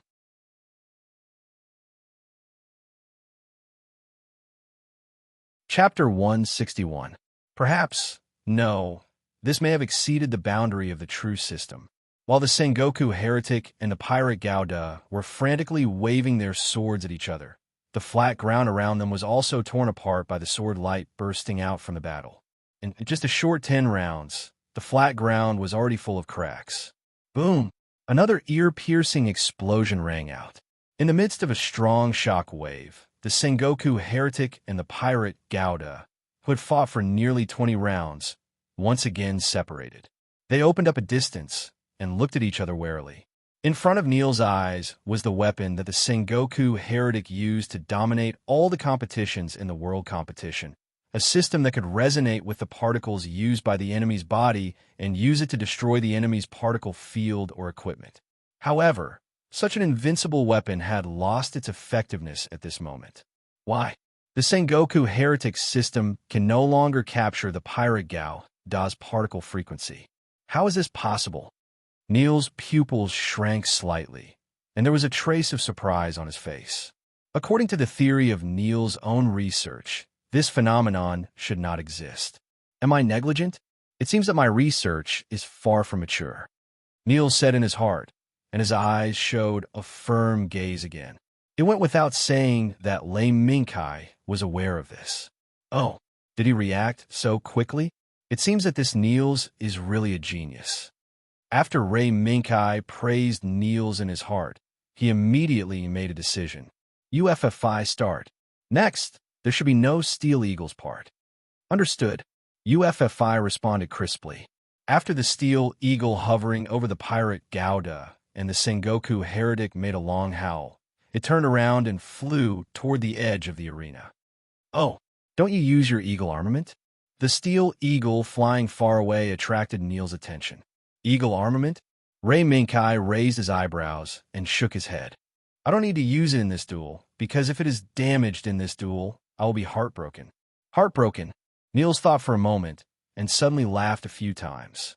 Do you think that the Sengoku heretic is not qualified to see your Steel Eagle? No, this is an attitude problem, because you are about to see the pirate Gao Da's hidden killer move. Is that so? Then let me wait and see. Niels shouted, and the Sengoku heretic suddenly turned into wind and thunder and rushed toward the pirate Gao Da Clang. At this moment, the swords that had just stopped clashing once again, producing a series of loud and ear-piercing clashing sounds. Pirate Gundam swung his sword with his left hand. The Sengoku heretic raised his right hand. At the same time, he raised the sword in his left hand and went straight toward the pirate Gao Da's chest at a tricky angle.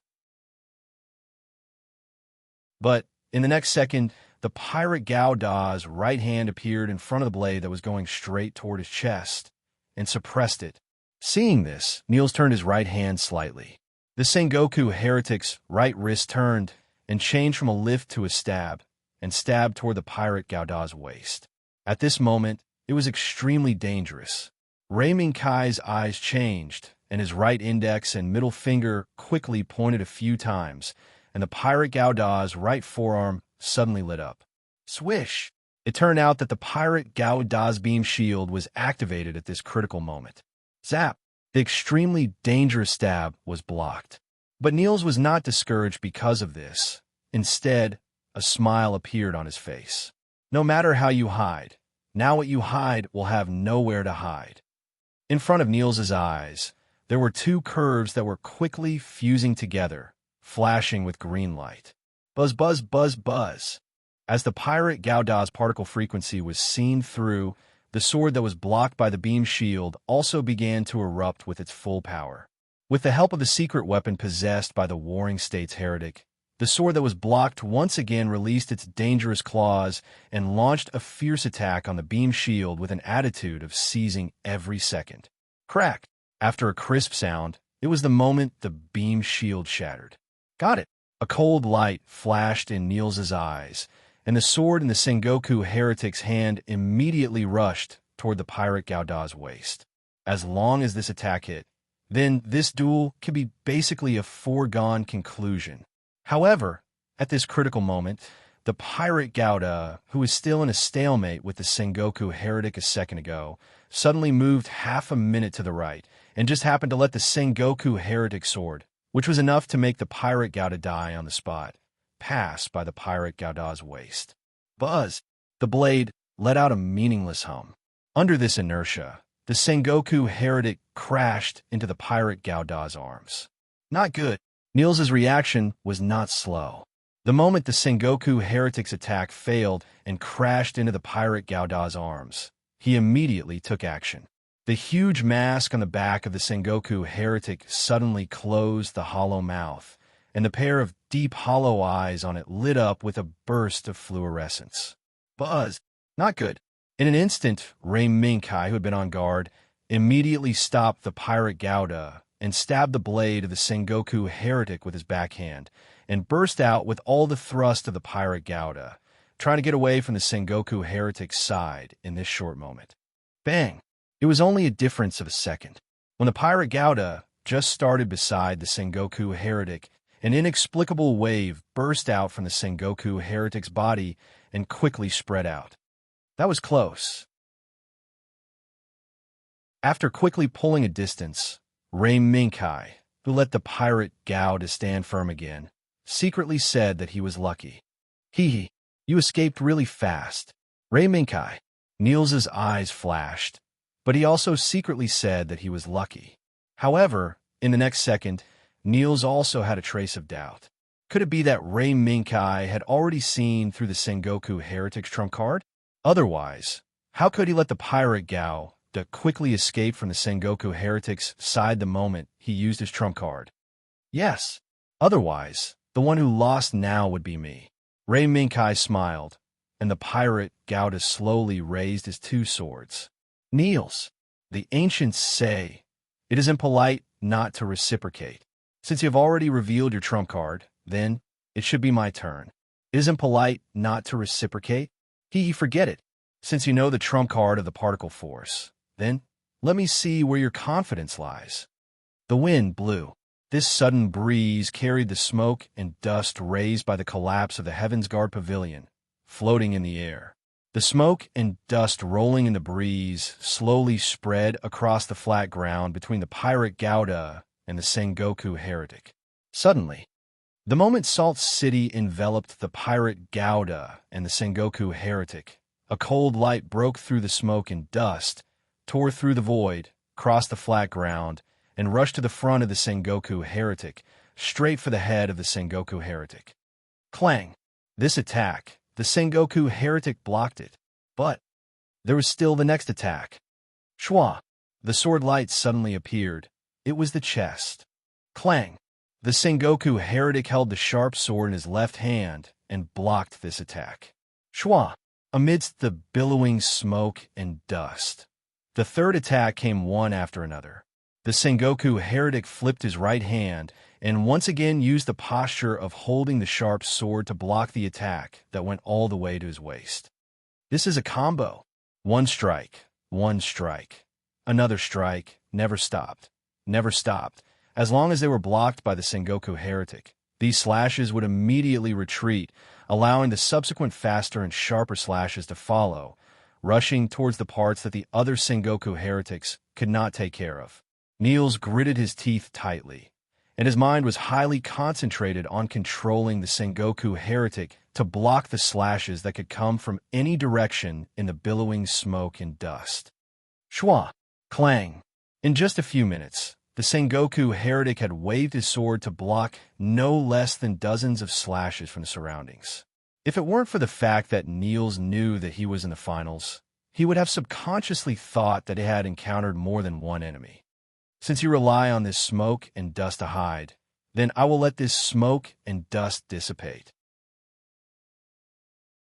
Niels made up his mind and decided to launch the particle force of the Sengoku heretic again to forcefully disperse this damn smoke and dust.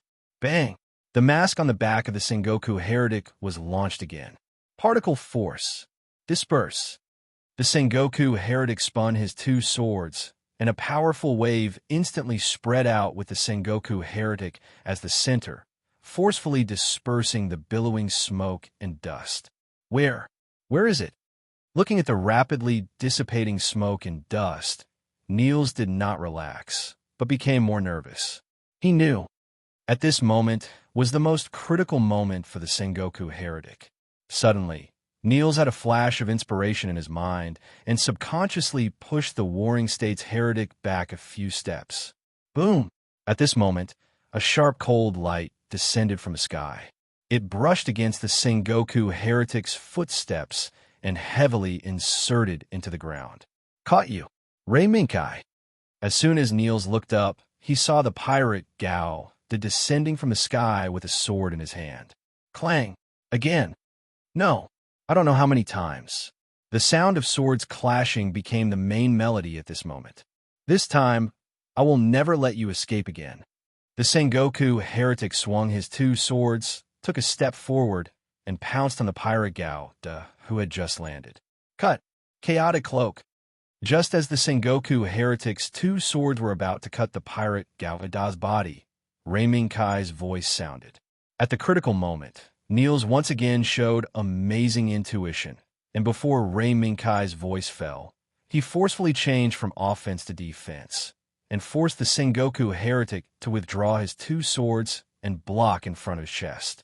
Then, a storm suddenly swept the Sengoku heretic.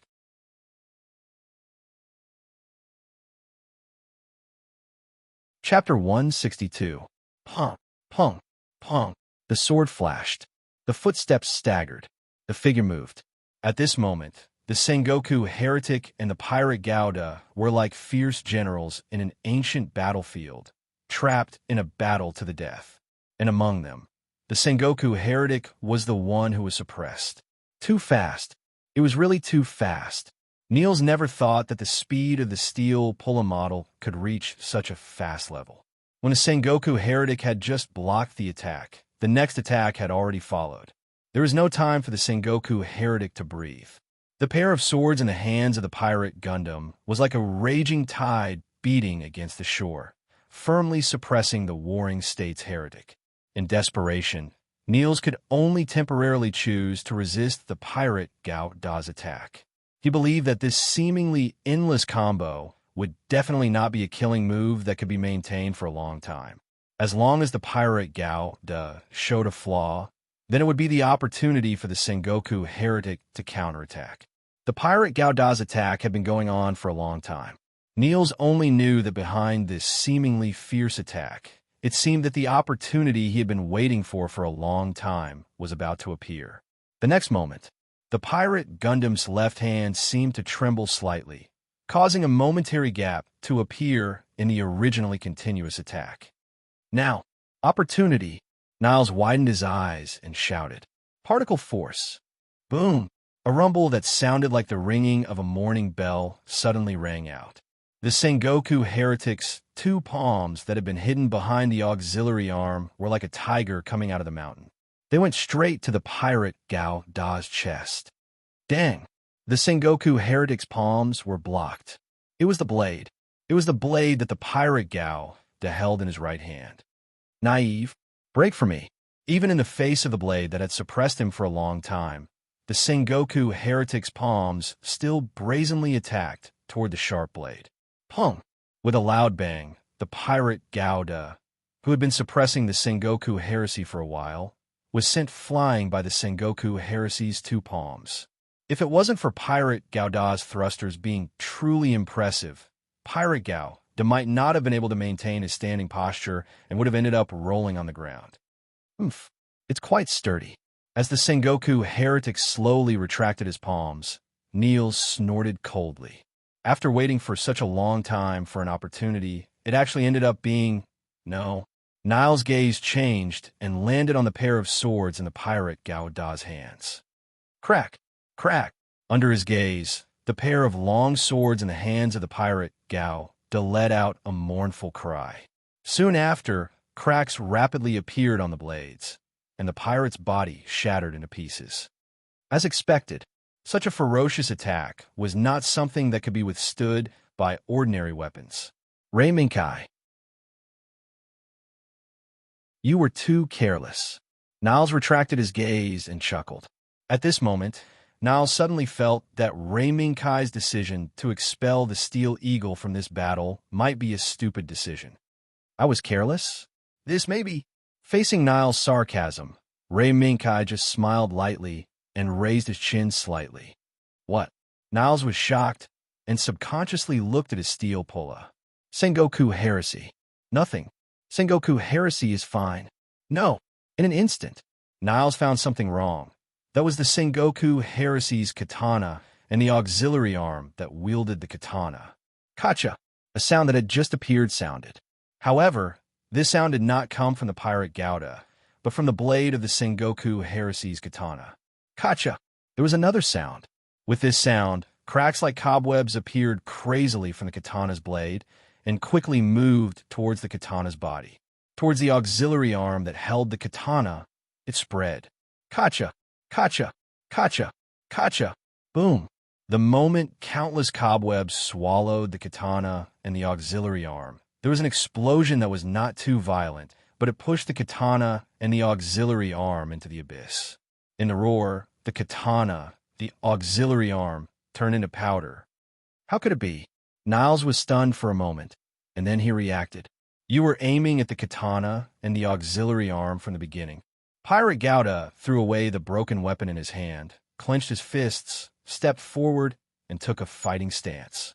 Yes, I was aiming at the katana and the auxiliary arm of the Sengoku heresy from the beginning, because they are in the way. Rei Minkai smiled softly. You are actually teasing me. Niles's heart suddenly rose with anger. You actually treated my perfect Sengoku heresy like this. Treated like this. Rei Minkai raised his eyebrows and said loudly, What? Don't you think that the steel pulla battle is just a game? You wait for me. Niles was speechless for a while, and he couldn't find any reason to refute Rei Minkai's words. Sengoku heresy, go! Niles shouted, and the Sengoku heresy stepped forward. I'm waiting for you. Now both sides have lost their swords, and only their bare hands are left. No, perhaps The Sengoku heresy only has 2 fists left. But Pirate Gao still has hooked claws, thermal daggers, and other fighting weapons hidden in his feet. In such a comparison, it is not known who is inferior and who is superior. Particle force. In Niles' shout, the right palm of the Sengoku heresy slammed on the right fist of Pirate Gao. Boom. In an instant, a powerful shock wave suddenly exploded between the palm and the fist, setting off a small storm around the bodies of the Sengoku heresy and Pirate Gao. Not a step back. Even if the opponent's offensive was fierce, the 2 sides who blocked the attacks still stood steadily, without the slightest intention of retreating half a step. The situation, it seemed to be in a stalemate at this moment. Humph. How long can Pirate Gao last? Niles looked at Pirate Gao, who was in a stalemate with the Sengoku heresy, and smiled. After activating the particle force, Niles believed that no mech would be able to last long against this killer move. Crack! The familiar voice rang out again. A crack appeared. As Niles expected, no body could resist the particle force of the Sengoku heresy. On the right fist of Pirate Gao, there were indeed cracks, as if it was about to be destroyed by the particle force. Crack! A new crack appeared. However, just as the right fist was about to collapse, Pirate Gao suddenly opened his right fist, turned his fist into a palm, and exerted force again, slamming towards the right palm of the Sengoku heresy. Boom! The 2 palms collided. In a mutual bombardment, the storm became even more violent, and Niles showed an incredulous look. Why? It's obviously about to collapse. Why do you still fight back at all costs? Why? Hey, Niles. Whether it's a steel pull-a battle or a real battle, retreat means death. Niles, do you understand? Although Ray Minkai's expression was calm, his eyes were shining with determination. Impossible. This is just a game. Niles couldn't accept Ray Minkai's statement. A real battle? This world is just a world with peace as the main body. How could there be a war? You want to fight? Are you crazy? Ray Minkai. Crazy? Hee hee. Niles, think about your obsession. If you really crack the secret of the Pulaski particle, then what changes will happen in this world? As the Sengoku heresy and Pirate Gao's palms collided, the 2 of them continued to argue. Change. The Pulaski particle should have created more value for the future of mankind, not only used in the steel pull-a battle. Is that so? Then, let me see your determination. Ray Minkai, who didn't put much thought into the verbal attack, pushed his right hand, and a huge force immediately came out of Pirate Gao's body and suddenly exploded towards the Sengoku heresy. Boom! Under this great force, the Sengoku heresy actually took half a step back. This made Niles frown for a moment. He was not only surprised by the Sengoku heresy's retreat, but also surprised why Pirate Gao's right fist was not destroyed by the Sengoku heresy's particle force, and still stubbornly remained in a stalemate with the Sengoku heresy. In the blink of an eye, the Sengoku heresy stood firm again and fiercely pushed back Pirate Gao's attack and returned to the previous stalemate. It was at this time Niles suddenly found that Pirate Gao's almost collapsed right fist could continue to persist under the Sengoku heresy's particle force. How can this be? A trace of hesitation silently appeared in Niles' heart.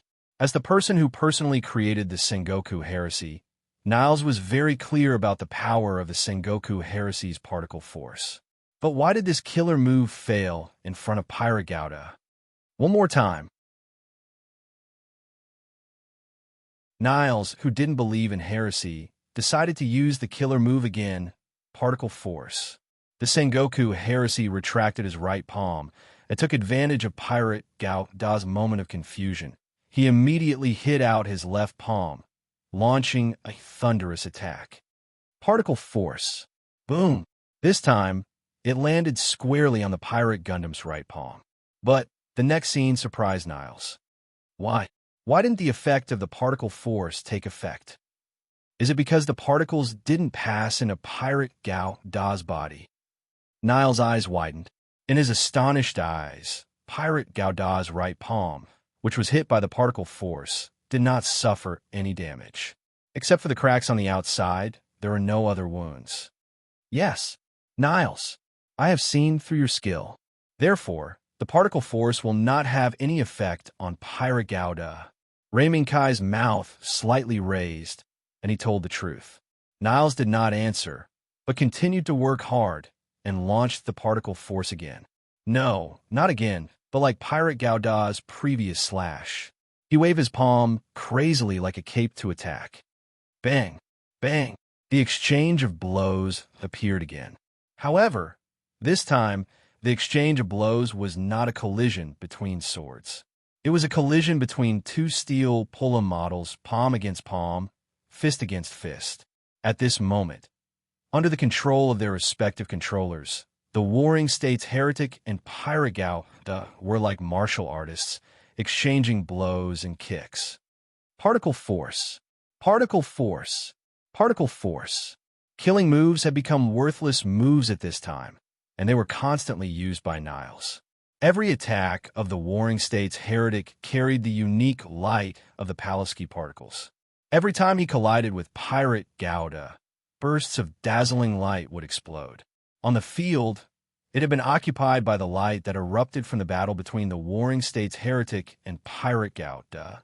All the audience could see was two figures shuttling back and forth in this burst of light. Other than that, they couldn't see anything clearly. Is this a model game or a fight?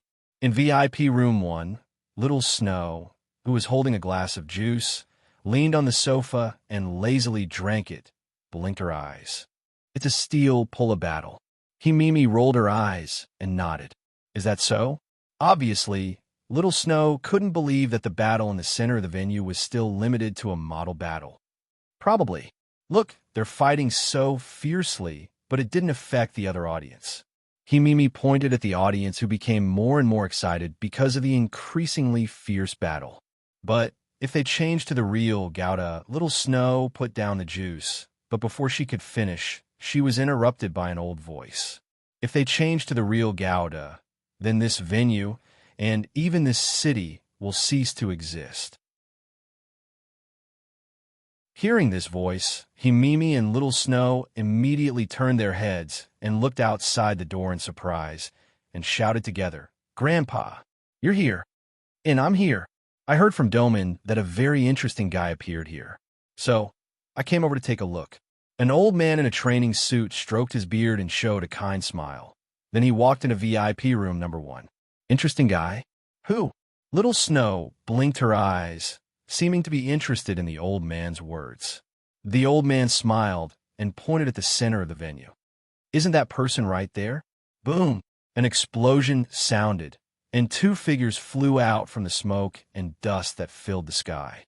By the time they regained their balance, large and small pieces of debris fell to the ground. As the audience's vision became clear again, everyone saw a shocking scene.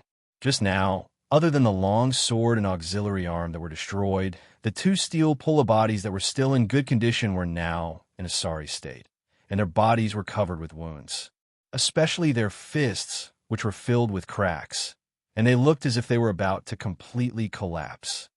"Niles, looks like your Warring States heresy isn't that great after losing the particle force. Is this your so-called perfect steel pulla?" Ray Minkai ignored Pirate Gouda's injuries, and his mouth curved into a mocking smile. "Shut up.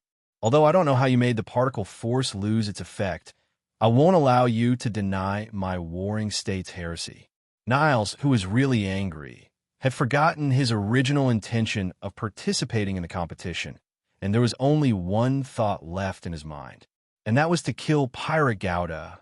Then he ruthlessly punched Lei Minkai's face that made people go crazy with hatred. "You won't let me say it? Fine.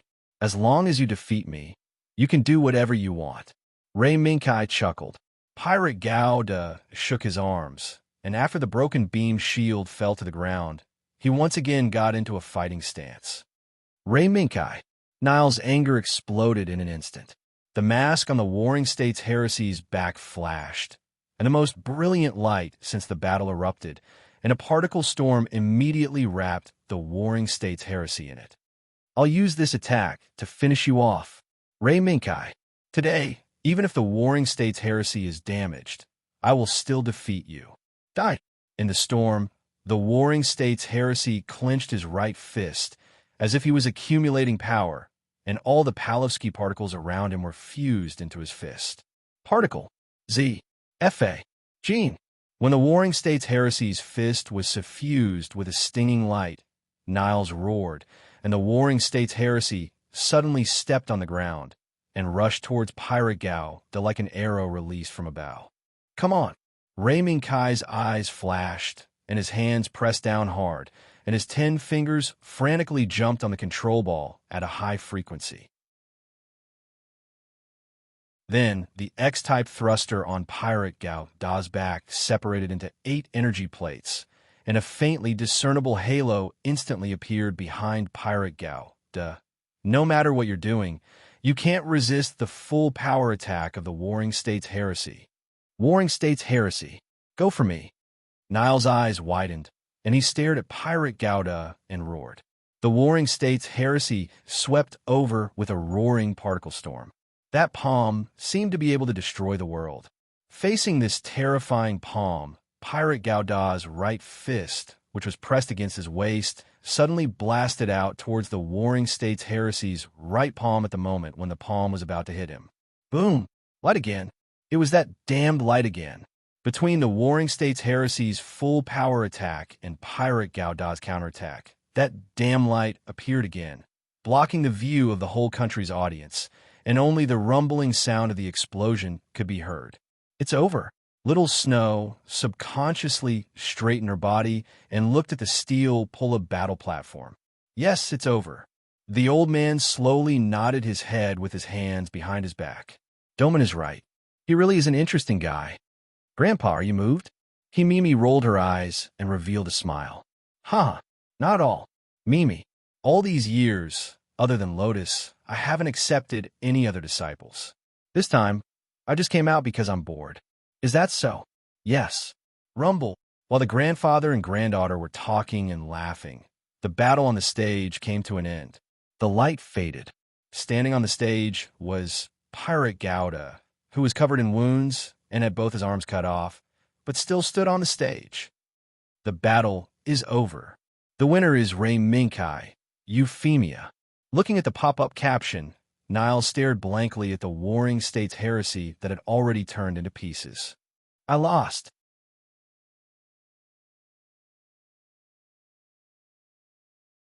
Chapter 163. In the particle storm, Pirate Gauda fought with Sengoku heresy. When Sengoku heresy's right palm, filled with Palevsky particles, blasted toward Pirate Gauda and was blocked by Pirate Gauda's palm, the whole world suddenly stopped. Sengoku heresy and Pirate Gauda's movements were uniformly maintained at the moment of collision with each other's attack. Kawaguchi, celebrity. Kawaguchi, celebrity. How many times do you want to watch? As Alan's voice sounded, the light also lit up, illuminating the entire room, and also expelled the man sitting on the sofa from the darkness. Not many times. I'm just trying to understand the opponent. Kawaguchi celebrity took off his glasses and put them on the table. Just when he put the glasses on the table, he was stunned by the broken parts placed on the table. When he fought with the twin brothers from Britain during the day, he was beaten black and blue and was almost scrapped. Sigh, I told you. Celebrity, there's no need to force yourself like this. Now, the most important thing for you is to relax and have good rest. The PPSC Research Center will take care of the matter regarding the steel pila body. Alan and Kawaguchi celebrity were old acquaintances. As soon as he saw Kawaguchi celebrity's expression, he knew that Kawaguchi celebrity was not only shocked by the battle during the day, but also by one of the two opponents he had always valued, Ray Minkai. Relax, Kawaguchi celebrity said softly, and suddenly laughed a few times. Why? Are you really shocked? Alan was taken aback and asked quickly. No, not at all. I just feel that I'm a bit stubborn. Kawaguchi celebrity shook his head, then stood up and looked down at the broken Jing Bao fan on the table. I know the strength of PPSC very well. There are still 3 days left before the next battle with Guy. In these 3 days, can PPSC complete Kawaguchi Celebrity's new body? Facing Kawaguchi Celebrity's question, Alan smiled, and his smile was full of confidence. Don't worry, Celebrity. The strength of PPSC is unquestionable. Now, maybe a new body is already on the way. At this moment, Aaron's communicator suddenly rang. Alan picked it up and listened for a while, and his eyes lit up. After he ended the call, he looked at Kawaguchi Celebrity and said, Celebrity, now, your new body has arrived. What? So fast? Hearing this news, Kawaguchi Mingren couldn't help but be stunned, revealing a surprised expression. Logically speaking, the news of Jing Baofan being seriously injured in the battle should not have reached the PPSE headquarters so quickly. His partner, Alan, had just made the decision. The new body's body. The PPSE headquarters shouldn't have been aware of the competition's progress yet, so how could they send over a new body so quickly? Don't look at me. In fact, I just found out about it. Alan shrugged his shoulders and rubbed his chin. After thinking for a while, he suddenly hammered his palm. Is sorter? President? The elusive chairman is here? Kawaguchi Neto was even more surprised. Yes. Yes. VIP room 1 used by the shinobi president has been requisitioned by the president.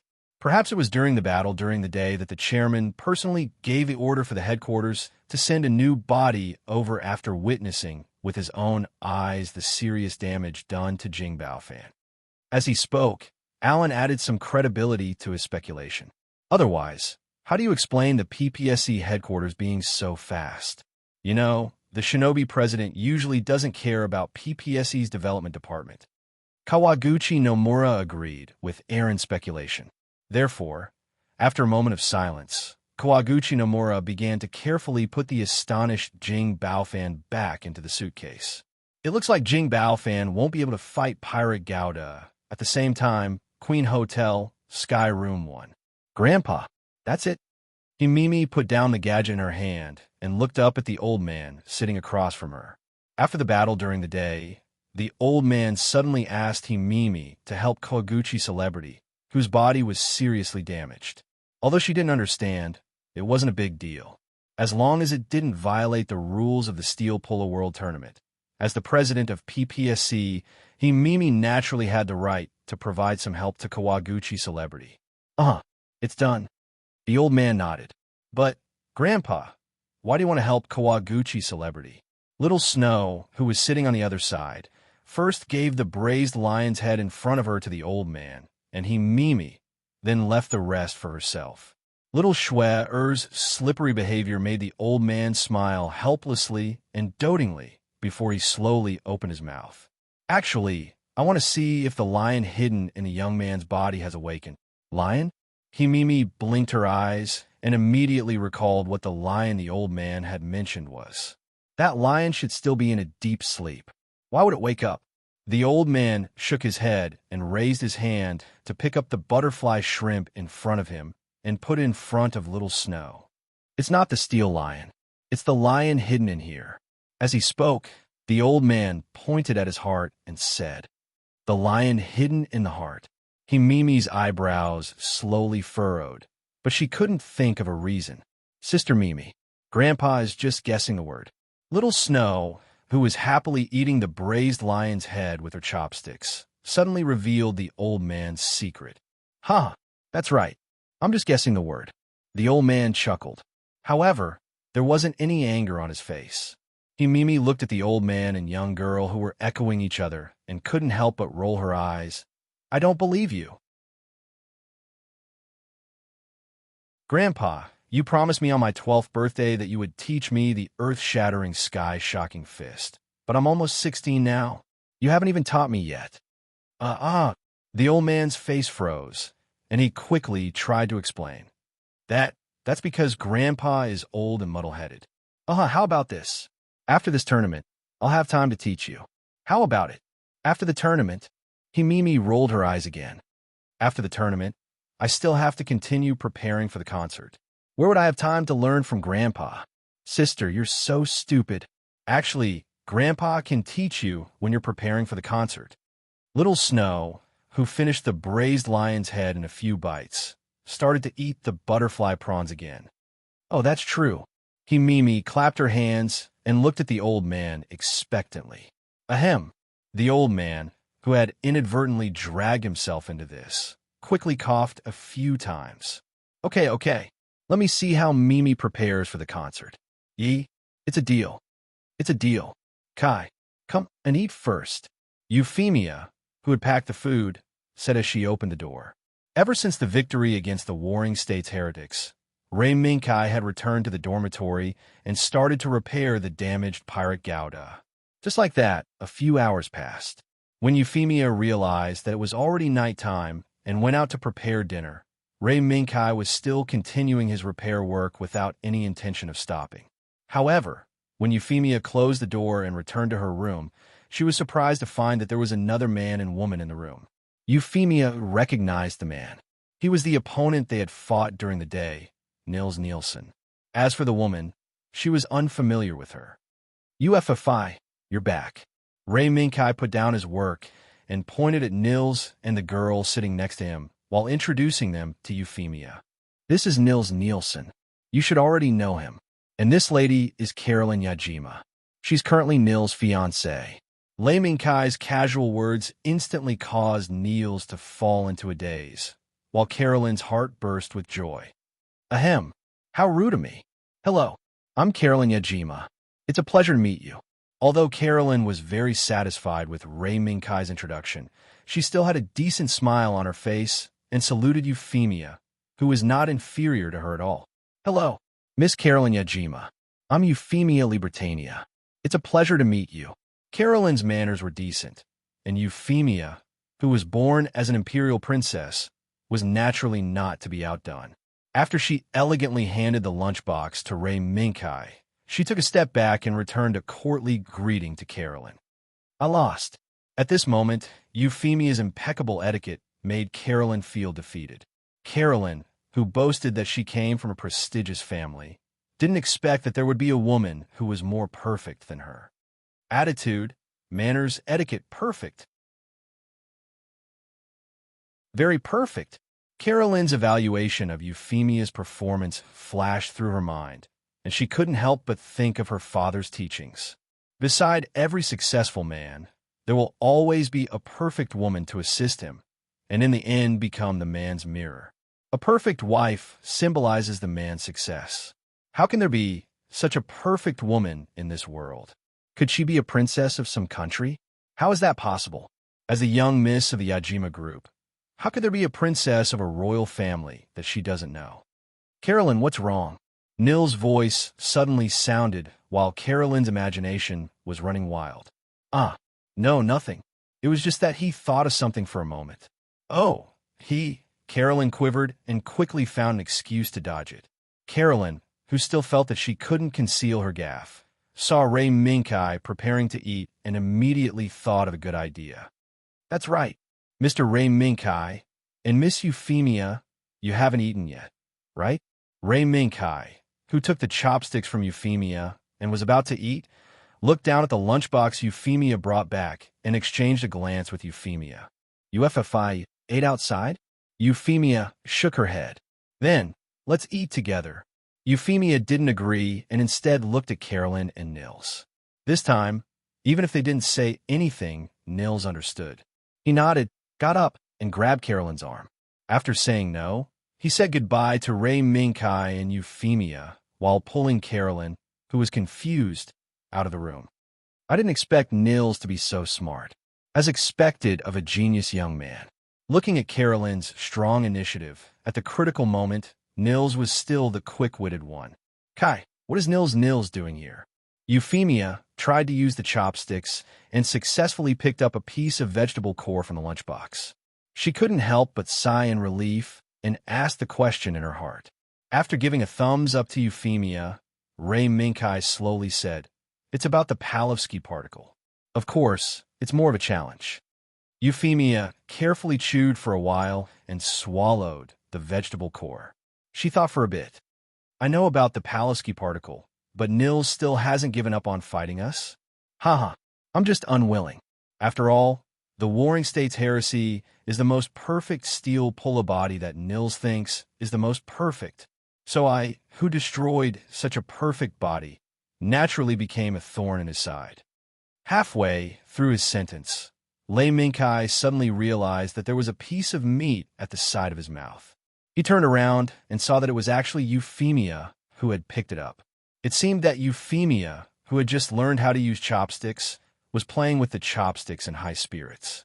Of course, the final result of this play was that the piece of meat that Euphemia picked up went into Rei Minkai's stomach. Is that so? Euphemia rolled her eyes and said with a smile, "Anyway, he will be defeated by you in the end. Let's ignore him for now." Uh-huh. Now, what we have to do is to repair the Pyragauda as soon as possible. Otherwise, when we fight against the celebrities, we might be at a disadvantage.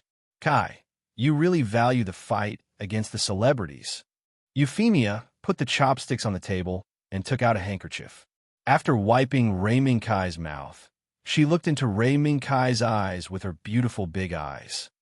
Maybe, after all, the fight against the celebrities is the semifinals. After that, it will be the finals. There, we will meet Chung and the others and fight against them. Rei Minkai clenched his fist and smiled softly. Of course. After that, we may be able to go back. UFFI, do you miss home? Home. When the original world was mentioned, Euphemia's eyes couldn't help but show a trace of confusion. During this period of time, although there were various restrictions, Euphemia was still free. This world broadened Euphemia's horizons a lot, so much that Euphemia couldn't imagine it. Hey, Kai, do you really think I could be the Empress? Suddenly, Euphemia buried her head in Rei Minkai's arms and asked softly, "As long as you are willing, my lovely highness. As long as you want the whole world, I will give it to you." Lei Minkai gently hugged her tightly. His eyes were firm as he replied without hesitation.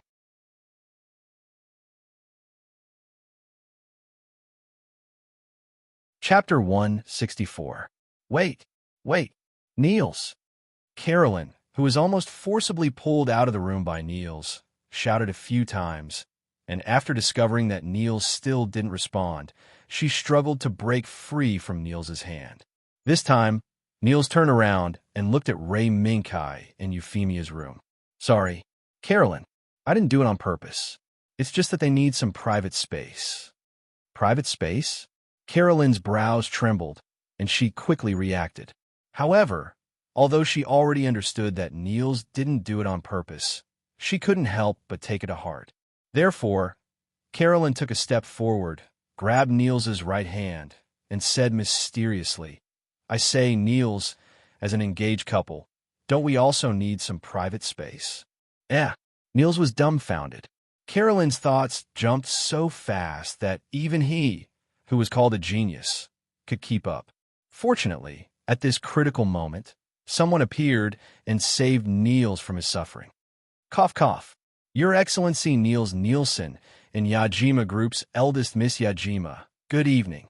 Upon hearing that someone actually disturbed them, Carolyn immediately became angry.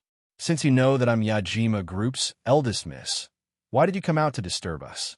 Carolyn turned her head angrily and saw a golden-haired, bespectacled woman in a decent office lady's uniform. She was surrounded by 2 bodyguards, and the woman bowed slightly to them. "I'm very sorry, Yajima Group's eldest Mississippi, due to our agreement with Your Excellency Niels Nielsen, we had no choice but to disturb you." Secretary Baker. Niels also saw the woman. He looked at the blonde woman with glasses with slight surprise and said, "Miss Baker, are you looking for me for something? Our previous agreement should have been automatically annulled when I was defeated." Baker smiled slightly and shook her head. "No, Your Excellency Niels Nielsen. The purpose of my visit this time is not for our previous agreement, but because our PPSE's chairman invited you." PPSE's chairman? Upon hearing the news that popped out from Baker's mouth, Niels and Carolyn couldn't help but speak in unison. Yes, Yajima Group's eldest miss can also go together. After all, PPSE has a good business relationship with the Yashima conglomerate.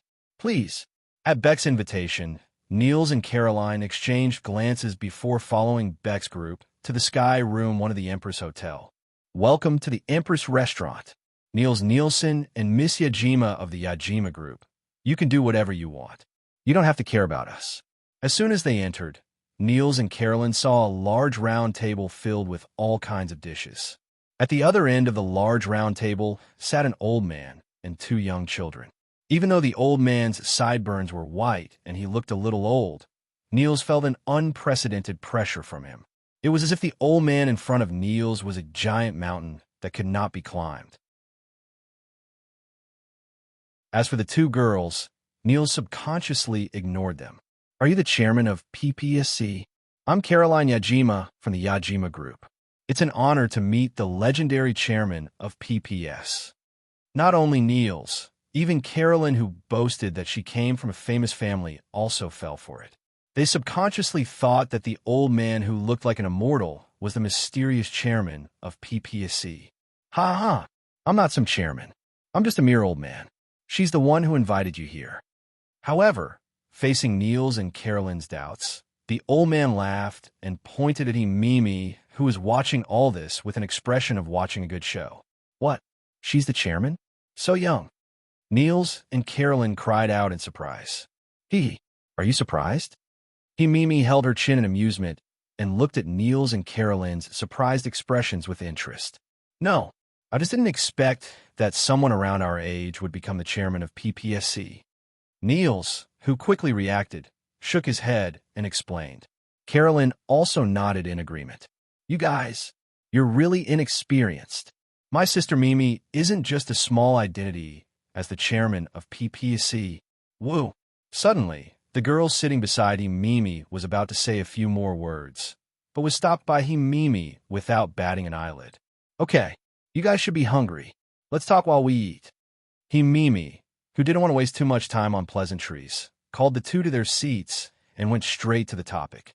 Niels Nielsen, you're very interested in the Pulaski particle, and because of this reason, you didn't hesitate to participate in the Steel Pull-Up Battle World Competition in order to get in touch with the higher-ups of PPSC and obtain the opportunity to study the Pulaski particle.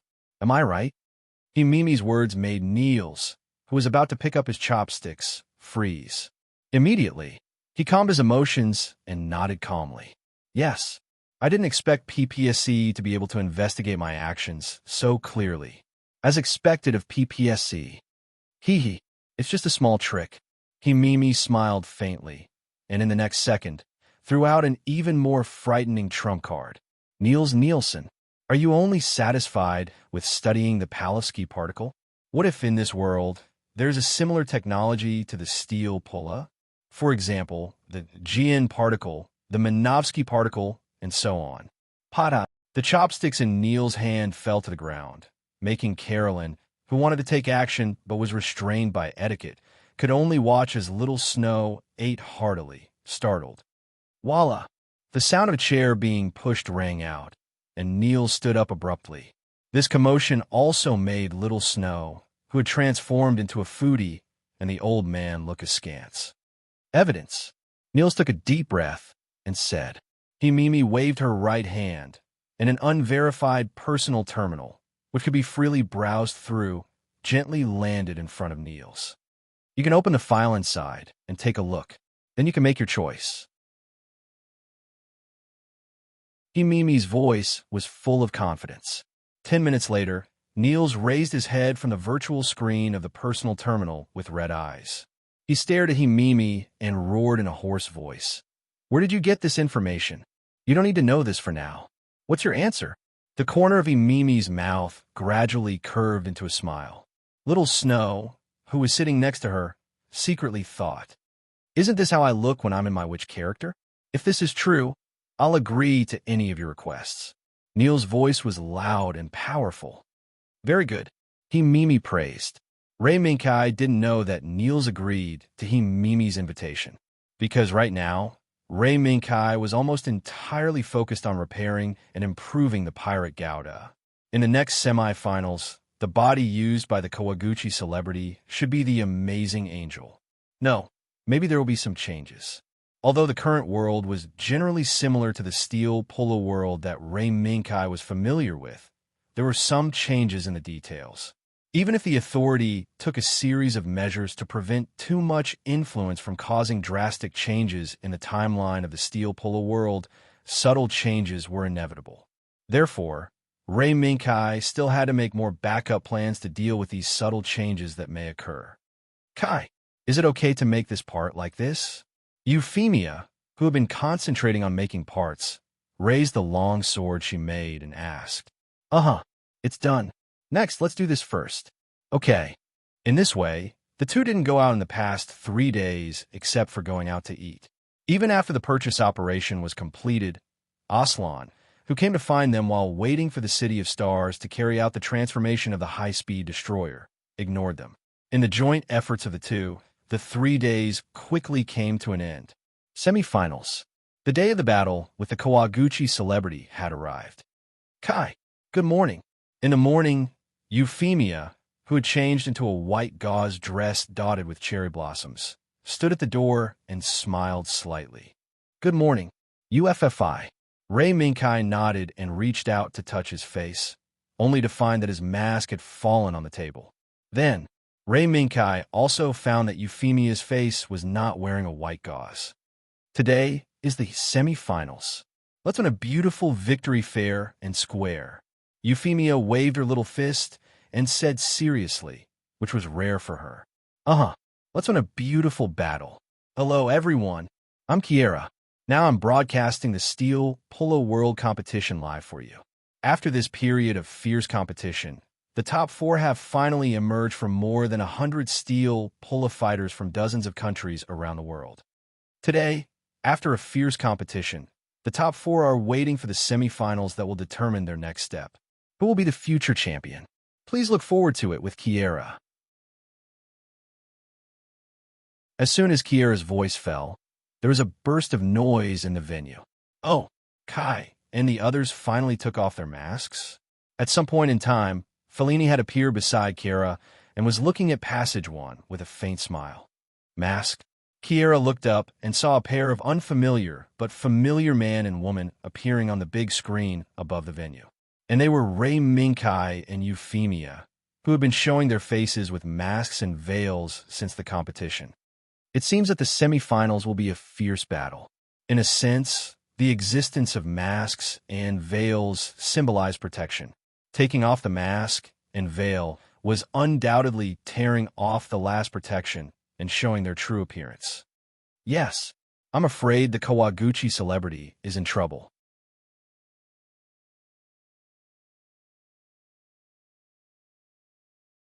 Chapter 165.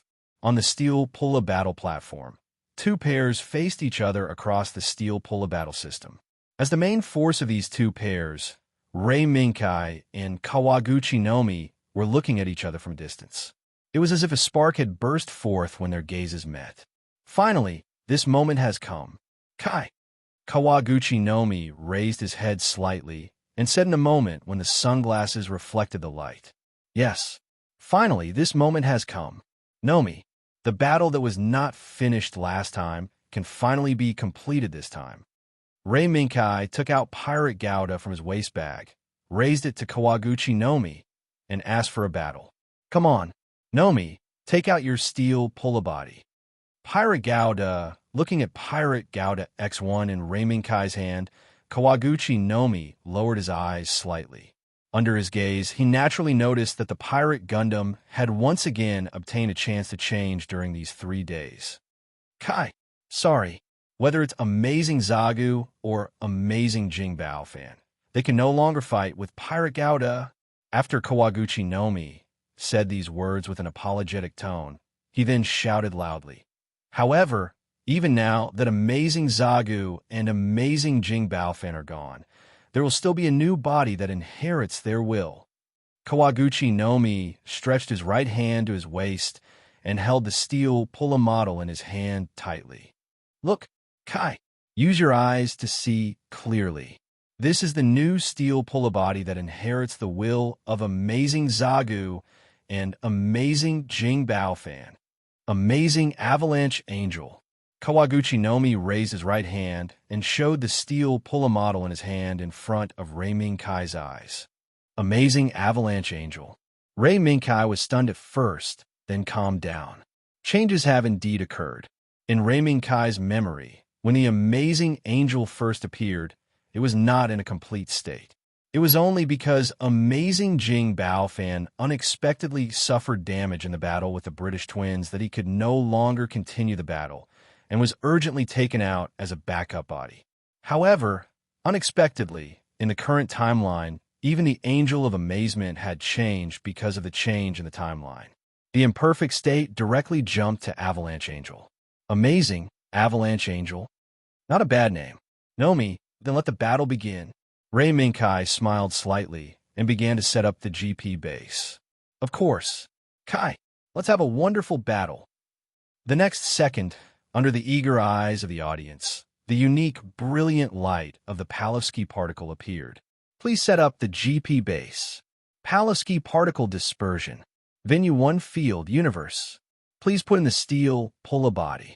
As the ejection chamber formed by the Palevsky particles closed, Rei Minkai and Kawaguchi Nomi, who had their hands on the control ball, took a deep breath and shouted at the same time, Pirate Gauta, Steel Eagle, Amazing Avalanche can be an angel. Rei Minkai, Kawaguchi Nomi, attack! X2. The moment the ejector screamed, Pirate Gauda, Steel Eagle, an amazing avalanche angel immediately rushed into the universe that had already become a battlefield. As soon as Rei Minkai rushed into the battlefield, a vast and boundless universe appeared in front of his eyes. In the distance, there was the blue planet, and under Pirate Gauda's feet was a huge colonial satellite. Not far from this colonial satellite was the moon that had accompanied the blue planet for thousands of years in this vast universe. L2's colonial satellite. Rei Minkai recognized that the side of the moon that was facing Pirate Gauda was the back of the moon, which meant that Pirate Gauda was now at the colonial satellite at L2. Suddenly, Rei Minkai made Pirate Gauda turn around and look back, only to find that amazing avalanche angel was standing at the end of the colonial satellite, looking at Pirate Gauda from afar. Hee, you don't want to attack immediately, so you want me to use my full strength? Famous. Amazing avalanche angel's action, or Kawaguchi Nomi's intention. Rei Minkai had already guessed it. UFFI, let's start. We have to use our full strength. But we're starting so soon? Although Euphemia would not object to Rei Minkai's words, she also had some doubts about the decision to use full strength at the beginning. Yes, other than that, other actions are just futile. Rei Minkai shook his head and said in a deep voice, This will only make Kawaguchi Nomi look down on us. Understood. Steel Eagle. Execute the procedure. Disintegration begins. Euphemia nodded, her hands quickly jumping on the virtual keyboard. Following the input of commands, the Steel Eagle that was hovering around Pirate Gao turned around and began the process of folding its wings, retracting its claws, and transforming into a disintegration. Then, under the gaze of amazing avalanche angel and Kawaguchi Nomi, the Steel Eagle that had transformed into a pair of huge arm guards buckled on a Pirate Gauda's arms. And at the same time, a pair of long swords that flashed with cold light popped out from Pirate Gauda's fists. Saint's Slaying Sword. Kawaguchi Minami looked at the Pirate Gundam's massive arm guards that had never appeared again since the first time it had appeared in the regional tournament. Kawaguchi Minami recalled the shocking lightsaber that he had also caught a glimpse of. Kai, from the looks of it, this is Pirate Gauda's strongest form, right? At the same time Kawaguchi Nomi's voice sounded, Amazing Avalanche Angel raised the GN sword in its hand and pointed at Pirate Gao, who was equipped with the Steel Eagle arm guards. Yes, famous. Many thanks. Rei Minkai replied in a clear voice. No need to thank me. I just don't want this long-awaited battle to have even the slightest bit of regret. Kawaguchi Nomi's voice became louder and louder, and at the moment when his fighting spirit was burning to the extreme, his amazing avalanche angel turned into an afterimage and rushed towards Pirate Gao, the good, famous, Ray Minkai praised loudly. At the same time, Pirate Gouda was also like amazing avalanche angel, turning into an afterimage and rushing towards the opponent. Therefore, under the gaze of the audience, Pirate Gouda and amazing avalanche angel rushed out from the big screen, one on the left and one on the right, constantly accelerating toward the center of the screen and rushing towards the opponent. As the close-up camera following them shrank to the limit, the pair of long swords in the hands of Pirate Gouda and amazing avalanche angel's Jin sword almost simultaneously drew an arc of cold light and went straight towards the opponent. Bang!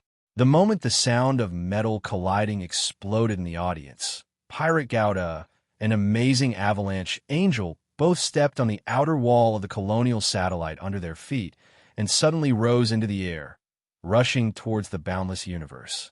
At this moment, the two steel pulla bodies seemed to have turned into two streams of light, constantly accelerating and at the same time rapidly approaching each other. Once close, both sides did not hesitate to wave the blade in their hands and brazenly slashed at each other. Bang! Bang! Bang! Every time there was an explosion of metal, the two streams of light would converge and separate at the same time. In just a few minutes, the two steel pulla bodies that had soared to almost the highest speed had already clashed dozens of times. However, this seemingly fierce battle was unable to do anything to the opponent. For Ray Minkai and Kawaguchi Famous, this might just be an appetizer. Bang! Pirate Gouda's long sword slashed out horizontally and collided with the Jian sword of amazing avalanche angel. Immediately after, Pirate Gouda raised his left leg and kicked out a powerful side kick. However, it was blocked by Angel Avalanche, who reacted quickly and was astonished. Bang! With this kick, the two steel pulla bodies at the same time used the impact of the kick to quickly pull away from each other and escape from the attack range of each other's swords. Not bad. Famous. Your amazing avalanche angel is not bad. When Pirate Gouda landed on the outer wall of the colonial satellite, Ray Minkai smiled and praised. Hee, your Pirate Gouda is also not bad. Kai. Kawaguchi Famous also praised. Then, Kawaguchi Famous's tone changed. Kai, let's end the test here. Our battle should not only be like this. While Kawaguchi Nomi was speaking, the Jian longsword and dagger that were hanging on the back of the amazing avalanche angel was released and moved to the front, merging with the Jian greatsword in the amazing avalanche angel's hand. Jian Sword 3. Lei Minkai's pupils shrank slightly when he saw the new appearance of the Jian greatsword after combining the two blades of Jian's long and short blades. He didn't expect that PPSE's development department would have such a bold idea. They actually disassembled and recreated the Jian Sword 3 and designed it into the Jian Sword, as well as the Jian long and short swords. It's just that Kai, are you trying to say that the amazing Avalanche Angel's Sun Furnace can't fully release the power of Jian Sword 3? Kawaguchi Famous raised the corner of his mouth and voiced out Ray Minkai's doubts. It seems that you already have the confidence.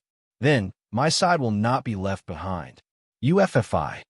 When Ray Minkai saw Kawaguchi Famous's smile, he knew that this guy must have the confidence to release the power of Jian Sword 3. So, Pirate Gouda held his hands together and raised them above his head.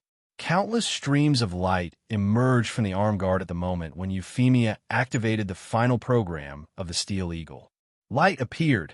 The light that was glimpsed in the regional competition reappeared in front of the world at this moment. Boom! Light, incomparably dazzling.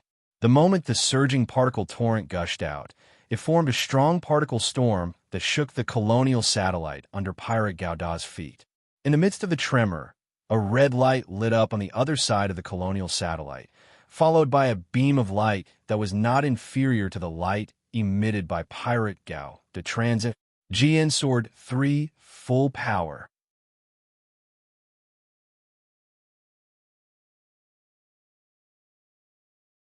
Chapter 166. How can this be? Fellini's eyes were glued to the field, unwilling to miss all the excitement that was happening above. However, In this situation, Fellini saw a situation that should not have appeared at the beginning of the battle. Are they crazy? They actually used their trump card at the beginning. Fellini grabbed the railing with both hands in shock and almost stretched his whole body out. Yes, the semi-finals that appeared in front of everyone was an extremely shocking scene. Above the colonial satellite, two vast pillars of light rose from the two ends of the colonial satellite and pierced straight into the depths of the universe. This scene made the audience gasp in amazement. It also shocked many of the experienced Tepper fighters. Hee hee, these two little guys are really interesting. In VIP Room 1, the old man was still standing in front of the floor-to-ceiling window, watching the changes on the field with great interest. Isn't this too reckless? Using their trump card at the beginning, how can they continue to fight? Little Shue said faintly while holding a slender pipe. They probably want to express their determination, right? Grandpa. Mimi held her chin and thought silently for a while, then said a truth that was closer to the truth. Maybe. The old man chuckled and no longer spoke, only focusing on the field. Under the pillar of light, the astonished avalanche angel raised his hands and held Jian's sword 3 tightly. Kawaguchi Celebrity's voice also sounded at this time. Kai, come on. I'll let you see my determination. Also let me see your determination. Come on, Celebrity. At this moment, there was no need to say anything more. The only thing he could do was to use his most powerful attack on the opponent with all his strength. So, under the watchful eyes of the entire audience, the two pillars of light that rose into the sky from the left and right fell towards each other, towards the enemy in their eyes. Boom! In an instant, the two pillars of light collided together and caused an earth-shattering explosion. As soon as the two turbulent particle torrents collided, a violent explosion that even the colonial satellite below could not avoid erupted. At this moment, the colonial satellite let out a mournful cry. The outer wall that provided extremely strong protection for the colonial satellite's internal environment was broken at this moment. The spiderweb-like cracks grew in number under the impact of the explosions. Eventually, the outer wall of the colonial satellite was completely torn apart, exposing the inner city of the colonial satellite to the boundless void. Boom, boom, boom. It was undoubtedly a doomsday-like scene. In this doomsday scene, the pirate Gouda and the astonished avalanche angel were still standing in their original positions, firmly holding onto the light sword that was capable of slashing stars, pressing down on the other party. However, as the initiator, Rei Minkai and Kawaguchi personage had underestimated the terrifying power of the powerful lightsaber unleashed by their beloved machine. Crack! Suddenly, whether it was the pirate Gao Da's steel eagle arm guard or the astonished avalanche angel's Jin sword 3, they all made a strange noise in unison. The moment the noise sounded, Rei Minkai and Kawaguchi personage frowned in unison, subconsciously thinking that this wave of attack might not be able to persist any longer. Kai, personage. The two, who realized this, pushed the control ball in their right hands and increased the output of the body to the extreme. Boom! The two huge lightsabers suddenly expanded by 3 times, and the momentum was even more terrifying. It also accelerated the disintegration of the colonial satellite below by several times. Crack, kacha! Cracks!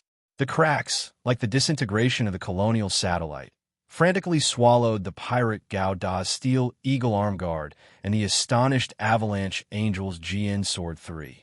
Just as the two lightsabers crossed from the sky and moved down to the ground, the steel eagle arm guard and the Jin sword 3 finally exploded with a whine. Boom! This was not only the whine of the steel eagle arm guard and the Jin sword 3, but it was also the whine of the disintegration of the colonial satellite. Rumble. The sound of the explosion was like thunder that constantly vibrated back and forth above the venue. The entire process of the disintegration of the colonial satellite was also captured by the surveillance camera without missing a second, and it was perfectly presented in front of the audience. At this moment, What the audience saw was the entire process of the disintegration of a colonial satellite that was swallowed by the explosion and torn apart by the explosion. As for the initiator, the pirate Gouda and the astonished avalanche angel, they disappeared for a while. Right now, the screen was full of flames and lightning caused by the explosion. These two lunatics, they actually blew up a colonial satellite. Fellini opened his mouth in a daze and punched the railing hard. Fellini, look, the pirate Gouda and the astonished avalanche angel are out.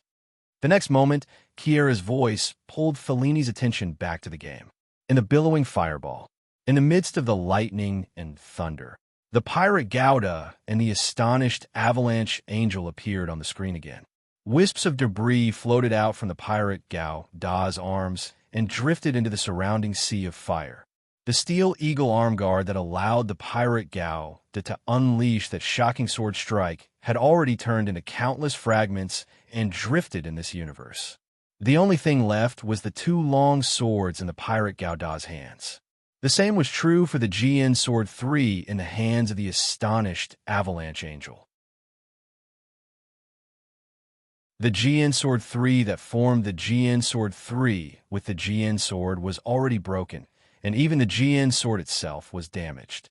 Fortunately, the GN Sword could still be used. It seems that we have underestimated the other party's strength. Kawaguchi Famer glanced at the disintegrated colonial satellite. No, it should be said that we underestimated our own strength. Ray Minkai shook his head.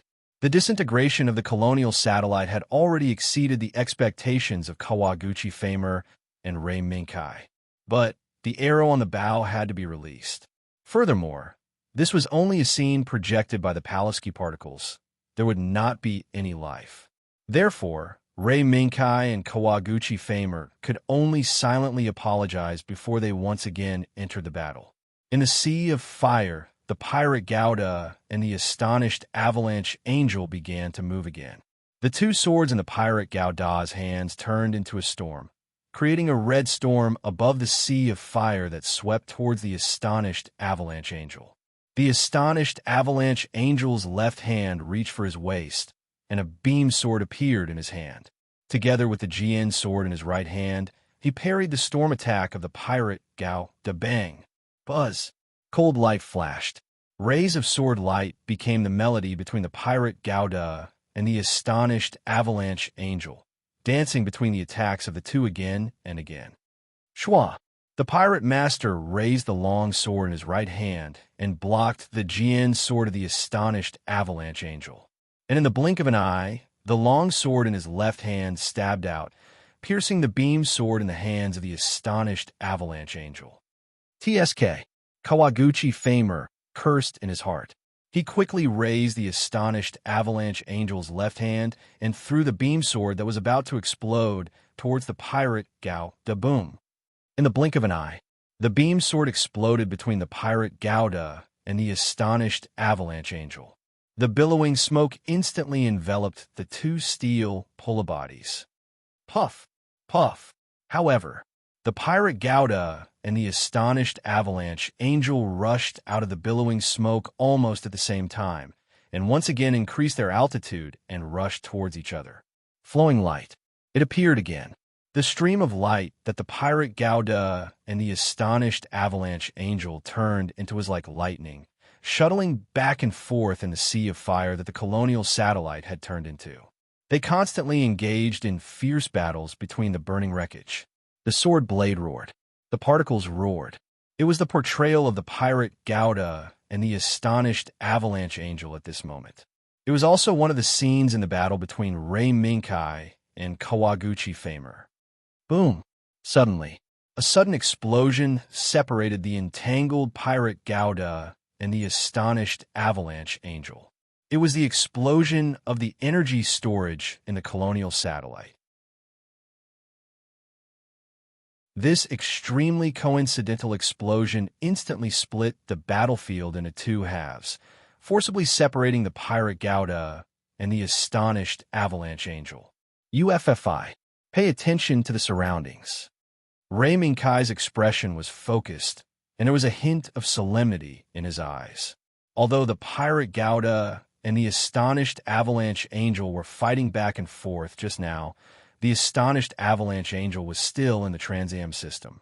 Ray Minkai did not know the reason why the astonished Avalanche Angel was still able to maintain Transam after the GN Sword 3's strongest power erupted, but he knew that the astonished Avalanche Angel's Transam system would not reach the last second. The outcome of this battle was still unknown. Kai, behind the right. With Euphemia's reminder, Ray Minkai instinctively threw out the longsword in the pirate Gouda's hand and attacked the target that appeared behind the right. But, in the next second, Ray Minkai was shocked. Not good. Buzz. The beam shield on the pirate Gouda's left forearm immediately unfolded and blocked the GN sword that suddenly appeared on the left with a millisecond difference. Hey, your reaction is quite fast. Kai. As soon as the voice of the famous person from Kawaguchi rang out, the left side of the pirate Gouda was already empty. Triple red state. Ray Minkai narrowed his eyes slightly. You're really fast. Swoosh. The sword light suddenly burst out from the pirate Gouda's back, but it only fiercely missed. Then, a black shadow appeared behind the Avalanche Energy Angel, who was wearing red battle armor. Once again, the sword light erupted, but it missed its target. Then, another sword light exploded from the pirate Gouda's back, but it missed again. Back and forth, the two steel pulla bodies kept exchanging positions, trying to launch a sure kill attack. With Ray Minkai's full power, even though the pirate Gouda did not have the Transam system, he could barely keep up with the astonished Avalanche Angel's speed. The moment the body's performance reached its peak, the pirate Gouda's mask quietly opened.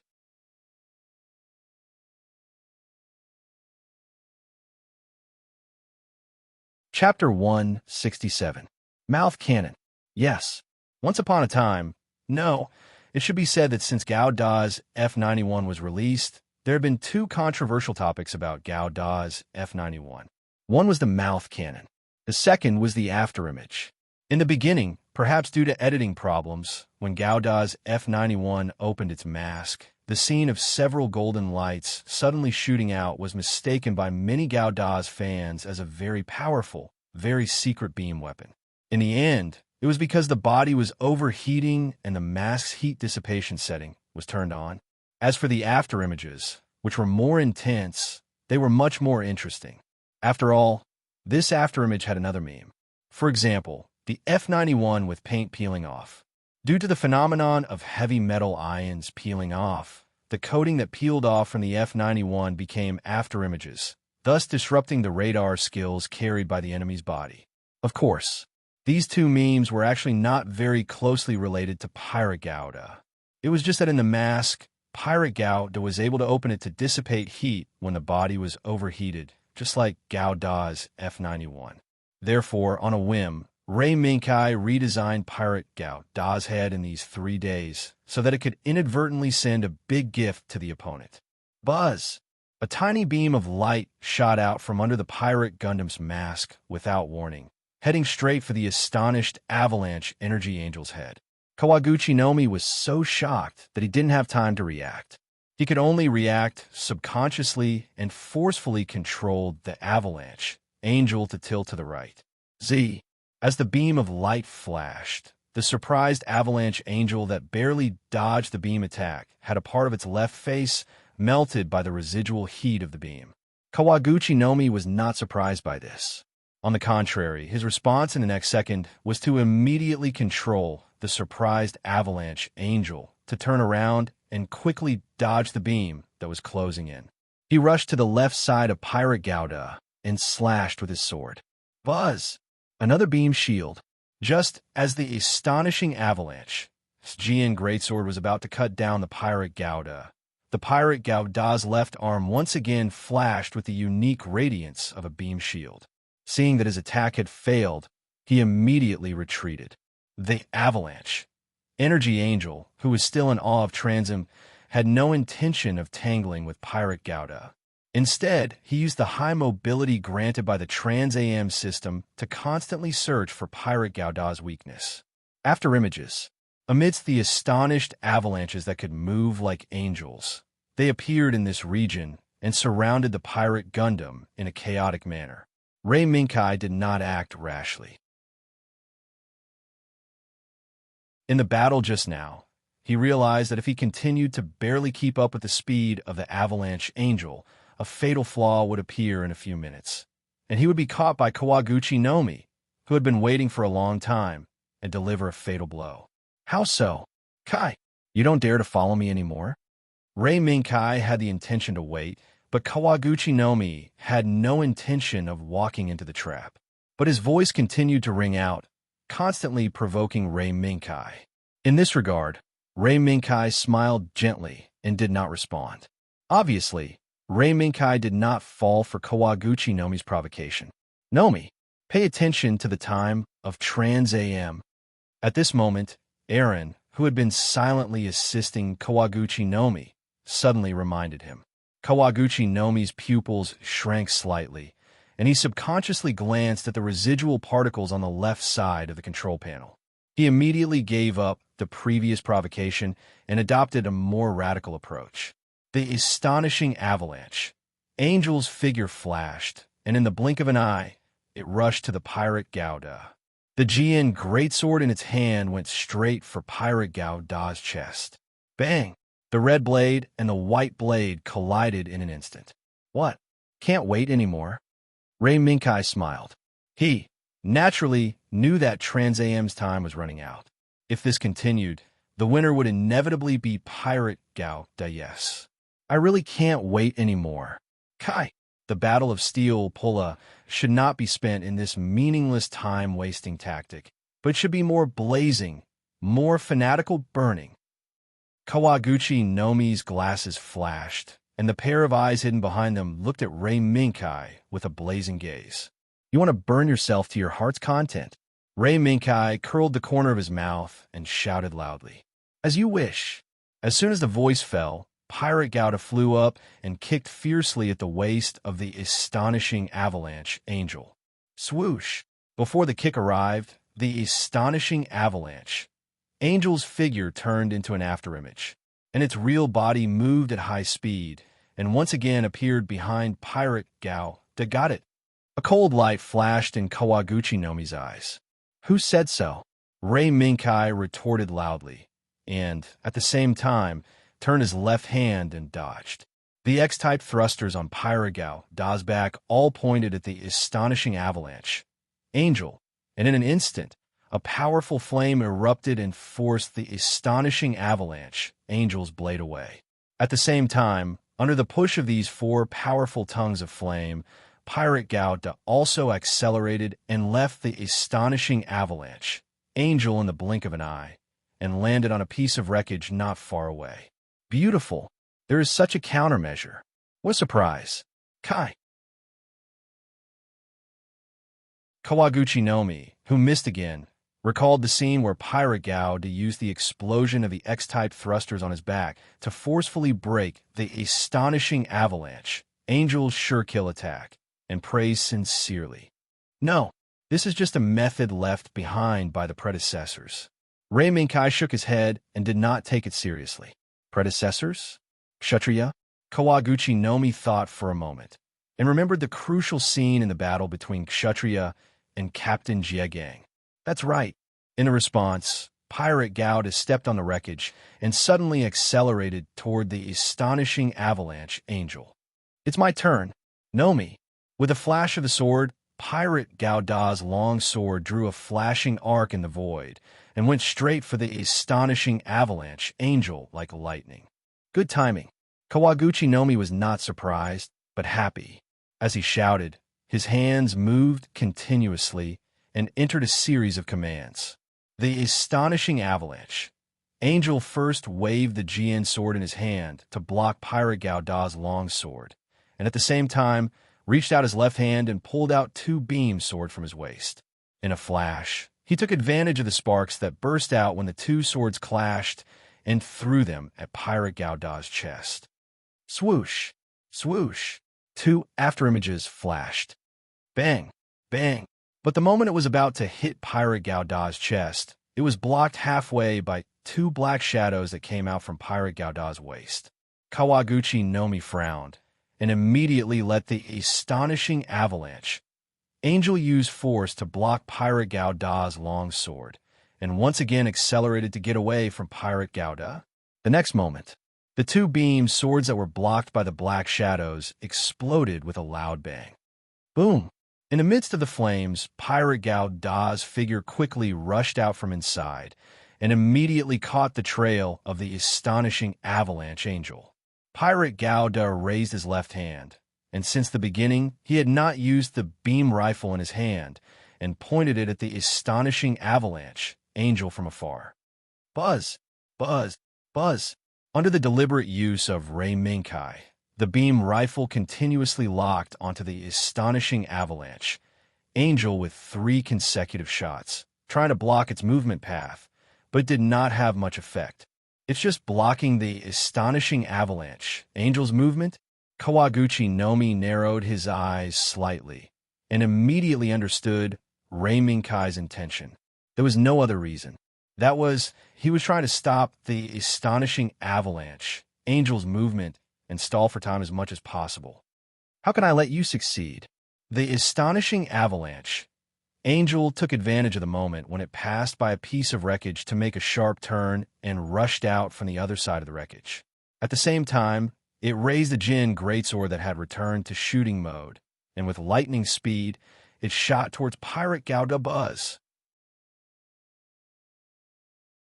In this small and dense array of light beams, the beam rifle in Pirate Gauda's hand was actually hit. However, the astonishing avalanche angel also paid the same price. Although it launched an attack with lightning speed and hit the beam rifle in Pirate Gauda's hand, almost at the same time, the beam rifle in Pirate Gauda's hand also fired a critical shot. Boom! Boom! 2 explosions occurred almost at the same time in the hands of Pirate Gauda and the astonishing avalanche angel. Well done, Kai. You too. Pirate Gauda's beam rifle was scrapped. But unexpectedly, the astonishing avalanche angel's Jin greatsword could still be used, but it could only be used in blade mode. Not bad, team. Famous. Ray Minkai looked at the astonishing avalanche sword that could still be used even though it had been damaged. Yes, Kai. Now, standing behind Kaguchi no Mi is an elite team from the PPSE development department. Kawaguchi no Mi said proudly. Hee, it's really scary. Ray Minkai said that he was afraid, but he did not show any signs of fear. Come on, Kai. The astonishing avalanche angel waved the astonishing avalanche sword in his hand and rushed forward again. As the sword flashed, he crazily slashed at Pirate Gauda. His speed was even faster than before by 30%. Clang! The long sword in Pirate Gauda's hand was cut in half. Boom! The broken sword in the pirate Gundam's hand viciously pierced a hole in the armor on the angel's shoulder. In an instant, a stream of particles crazily gushed out from the hole. Kawaguchi no Mi, who saw that the situation was not good, immediately abandoned it. Boom! The moment the outer armor left the astonished avalanche energy angel, it exploded with a loud bang. It's actually a particle tank disguised as an outer armor. If it was just an outer armor, it was impossible to release such a large amount of particle jets. At the moment of its explosion, Ray Minkai understood why the astonishing avalanche angel could rely on a single furnace to release the full power of the astonishing avalanche sword 3. It turned out that the astonishing avalanche angel was carrying a particle tank disguised as an outer armor.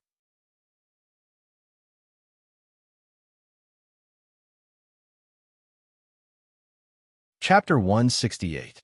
When Ray Minkai discovered the secret of the particle tank, Kawaguchi Ming immediately threw away the other intact particle tank, and at the moment when he quickly retreated, he took out a beam sword and threw it at the particle tank.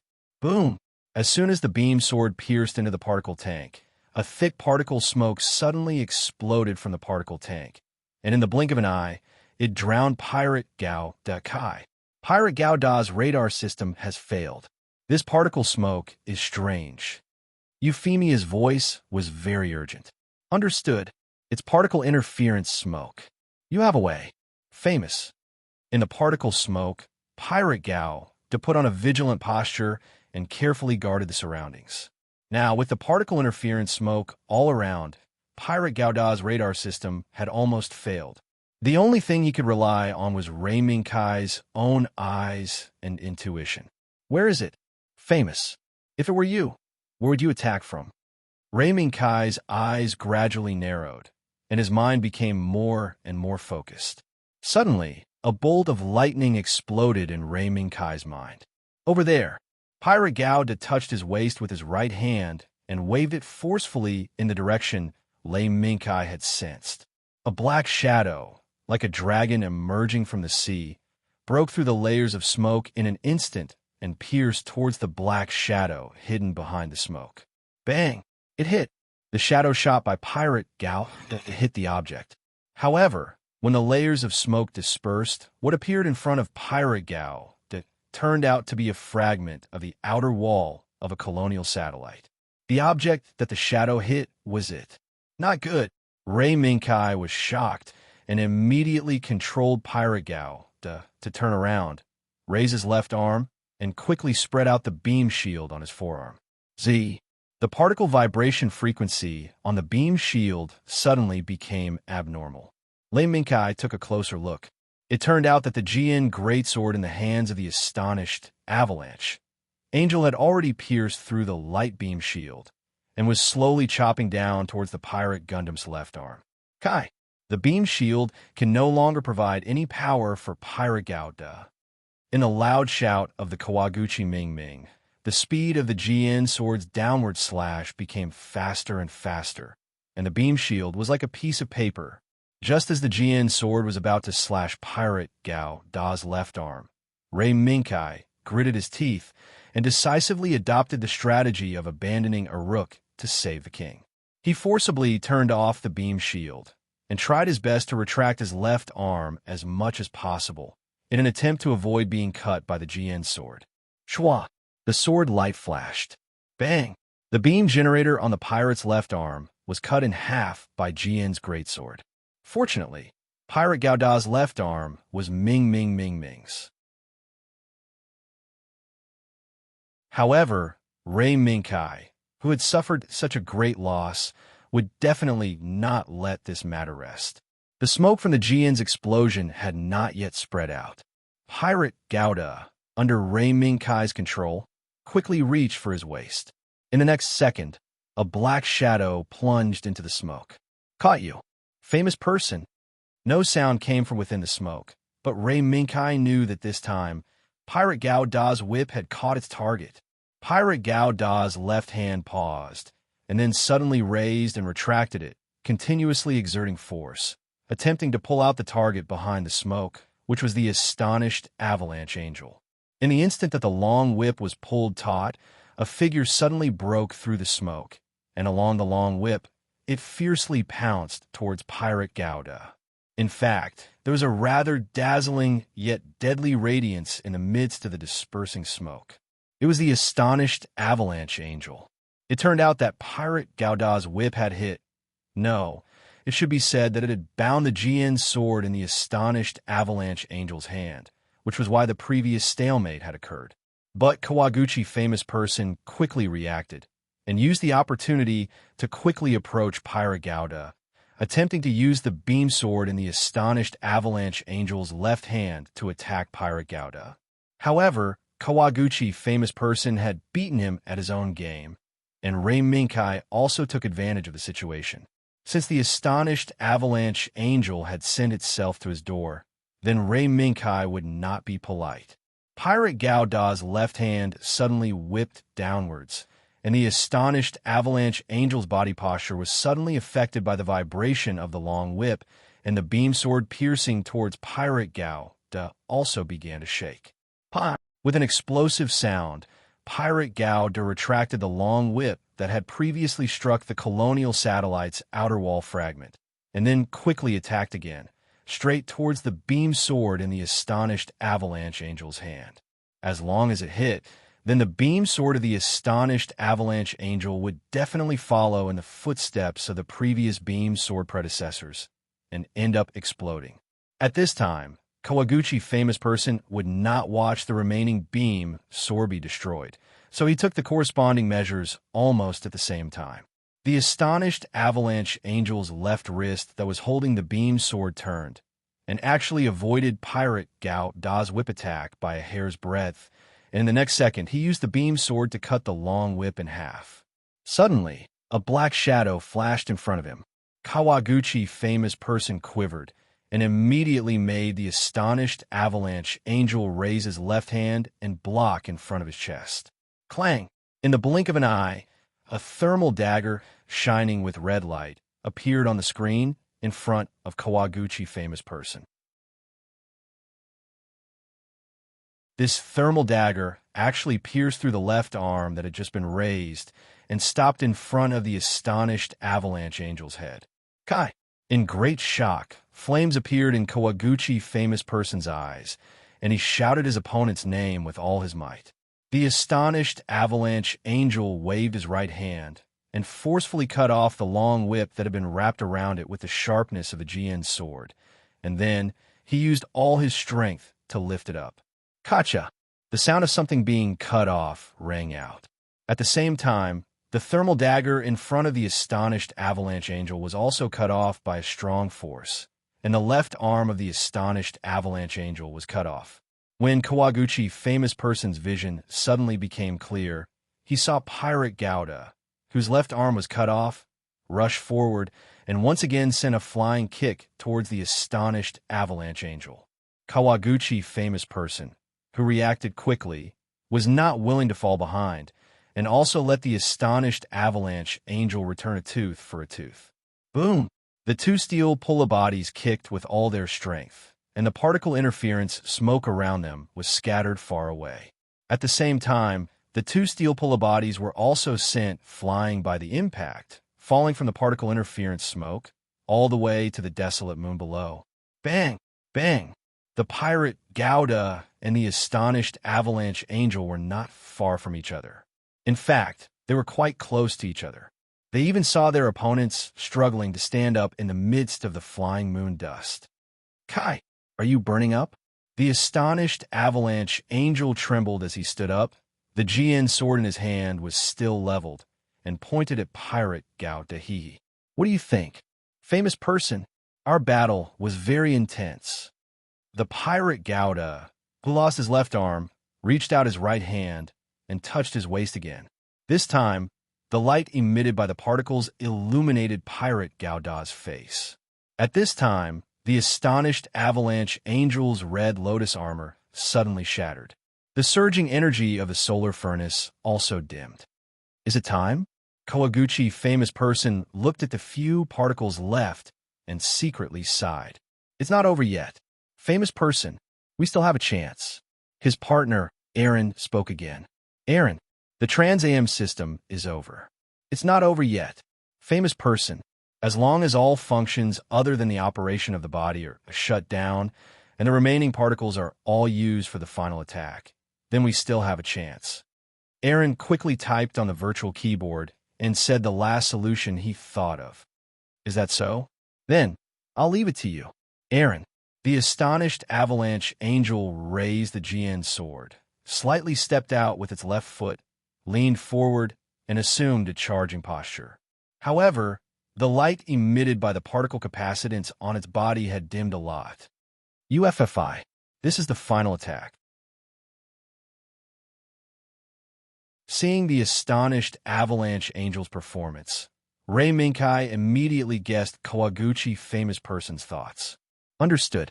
Pirate Gouda's right hand was at his waist, and he held the beam saber diagonally, and also assumed a charging posture. At this moment, the audience was silent. Everyone knew that this was the final attack that would decide the semifinals. No one dared to make a sound at this moment. There were only pairs of eyes filled with fanaticism, expectation, and excitement. Thank you. Kai, sorry to keep you waiting. Kawaguchi famous person glanced at Aaron's thumbs up on the screen and knew that everything was going well. Is it done? Then, Let's use this attack to decide the winner. Ray Minkai shook his head slightly and said the two people's thoughts. Yes, this is the final attack. Let's decide the winner. Kai, this battle is the battle that I've burned the most thoroughly. No matter what the result is, I will treat it as the best moment of my life.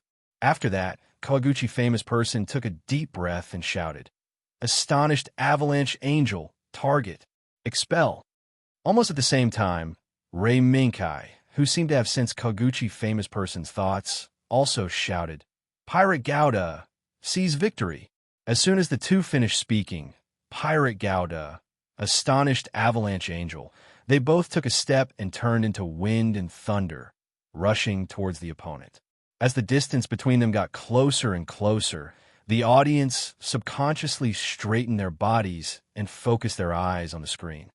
Kai, famous person. Close, close, close. It was only a short distance. With the two steel pulla bodies moving at full speed, they arrived in the blink of an eye. At this moment, Ray Minkai's eyes lit up with the cold light of the Jian Greatsword. Kawaguchi famous person's eyes lit up with the flowing light of the beam saber. At this moment, there was no explosion, there was no roar, there was only the sound of the Jian Greatsword cutting through the body, there was only the sizzling sound of the beam saber piercing through the body. Clang! Pirate Gouda, who had given each other a blow, and the astonished avalanche angel collided with each other at zero distance, ending the final blow. Who won? The same question sounded in the hearts of the audience. Everyone stared at the big screen, staring at the two steel pulla bodies that had collided with each other in the middle of the screen, but were supporting each other. Ka! Suddenly, a soft sound broke the deadlock. It moved. It moved. The astonished avalanche angel suddenly moved. Is it the astonished avalanche angel that won? When they saw the astonished avalanche angel move, everyone's hearts were in their throats. However, the astonished avalanche angel, who had only moved a few times, suddenly froze and powerlessly slid down from Pirate Gouda's body, falling to the ground. As the astonished avalanche angel fell, the beam saber in Pirate Gouda's hand also disappeared. In its place was Pirate Gouda, who was standing on the moon with his right hand raised high, declaring victory. Wah! The audience burst into thunderous applause.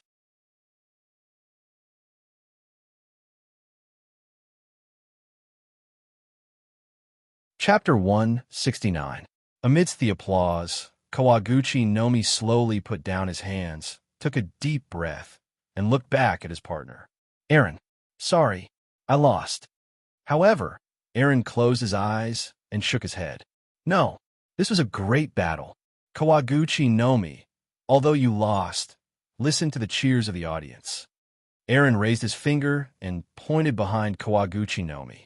The audience stood up excitedly and waved at Kawaguchi Nomi's name. Everyone, when Kawaguchi Nomi turned around, the audience cheered even louder and waved at Kawaguchi Nomi frantically. Nomi, this will be an unforgettable battle. Ray Minkai and Euphemia bypassed the large steel pulla battle platform and came to Kawaguchi Nomi's side. They smiled and extended their right hand to Kawaguchi Nomi. Kai. Kawaguchi Nomi paused for a moment, then reached out his right hand and shook Ray Minkai's hand. Kai, next time, I'll use my own mech to fight you. As long as I have time, I welcome you. After this world competition, Ray Minkai probably won't have many opportunities to come to the steel pulla world again. Whether it was as an inspector or as a knight, these two duties made it difficult for Ray Minkai to have time to wander around. Therefore, Ray Minkai could only give a vague answer. Even so, Kawaguchi Nomi nodded heavily, indicating that it was a promise. The handshake between Ray Minkai and Kawaguchi Nomi set off a wave of enthusiastic cheers from the audience. Kai, Nomi, Kai, Nomi. When Ray Minkai and Kawaguchi Famer heard this, they waved to the audience in unison before leaving the stage together and returning to their seats. Kai, do you still want to go back? Kawaguchi Nomi stood at the entrance and looked at Ray Minkai. No, I want to see the battle between Makoto and Lingshire. Ray Minkai shook his head and spoke his mind. He knew that the reason why Kawaguchi Nomi asked this was because in all the games before the semifinals, Ray Minkai and Euphemia would leave the venue immediately and no longer pay attention to the following games. However, in the semifinals, although Ray Minkai knew that Makoto Ito and Lingshire would win, he wanted to know if the Paloski particle would reappear in the original timeline. In this world, the existence of the Authority has reduced C's living space by a lot. Even in the recent incident, C was jointly suppressed by the Authority and the local forces. Therefore, Ray Minkai couldn't help but be curious. If there were no external forces interfering, would the resonance of the Paloski particles occur? Thinking of this, Ray Minkai subconsciously looked at the position of VIP room number 1. Nomi, is the president of PPSC watching this game? After Kawaguchi Nomi was taken aback, he subconsciously looked at Alan. Among the two, only Alan, the director of the PPSC development department, can come into contact with the president from time to time. Alan was silent for a while, but he still spoke. Although I don't know why you are asking about the president's whereabouts, I can tell you that the president is not in Shizuoka now. Not in Shizuoka? When Ray Minkai heard this, he immediately fell into deep thought. Now that he thought about it, except for the big battle, when the Megazai Zagu appeared as usual, the troubles that appeared one after another did not come to the door to add trouble to Makoto Ito and Lingshire. At this moment, Alan's next sentence gave Ray Minkai an answer. If you want to find the senior management of PPSC, there may be a very good opportunity now. Our PPSC chairman happens to be in VIP room number 1. Chairman, in an instant, Ray Minkai immediately figured everything out. In the final analysis, it was still the authority's problem. Not only had the Administrative Bureau dealt with C, but even Himimi had also come to the venue, as expected of the authority. However, Ray Minkai didn't know that the reason why Himimi came here to watch the game was because she was her sister's lookout. Next is to decide the last candidate for the finals, right? In VIP room number 1, little Shui casually rotated the slender pipe in her hand. Well, the next game is the semi-final between Makoto Ito and Lingshire and Ella from Team Nemesis. Himimi glanced at the list displayed on the big screen and repeated it. Makoto Ito? The old man, still standing in front of the floor-to-ceiling window, was silent for a moment. Is it the son of Izzy? Yes, it's him.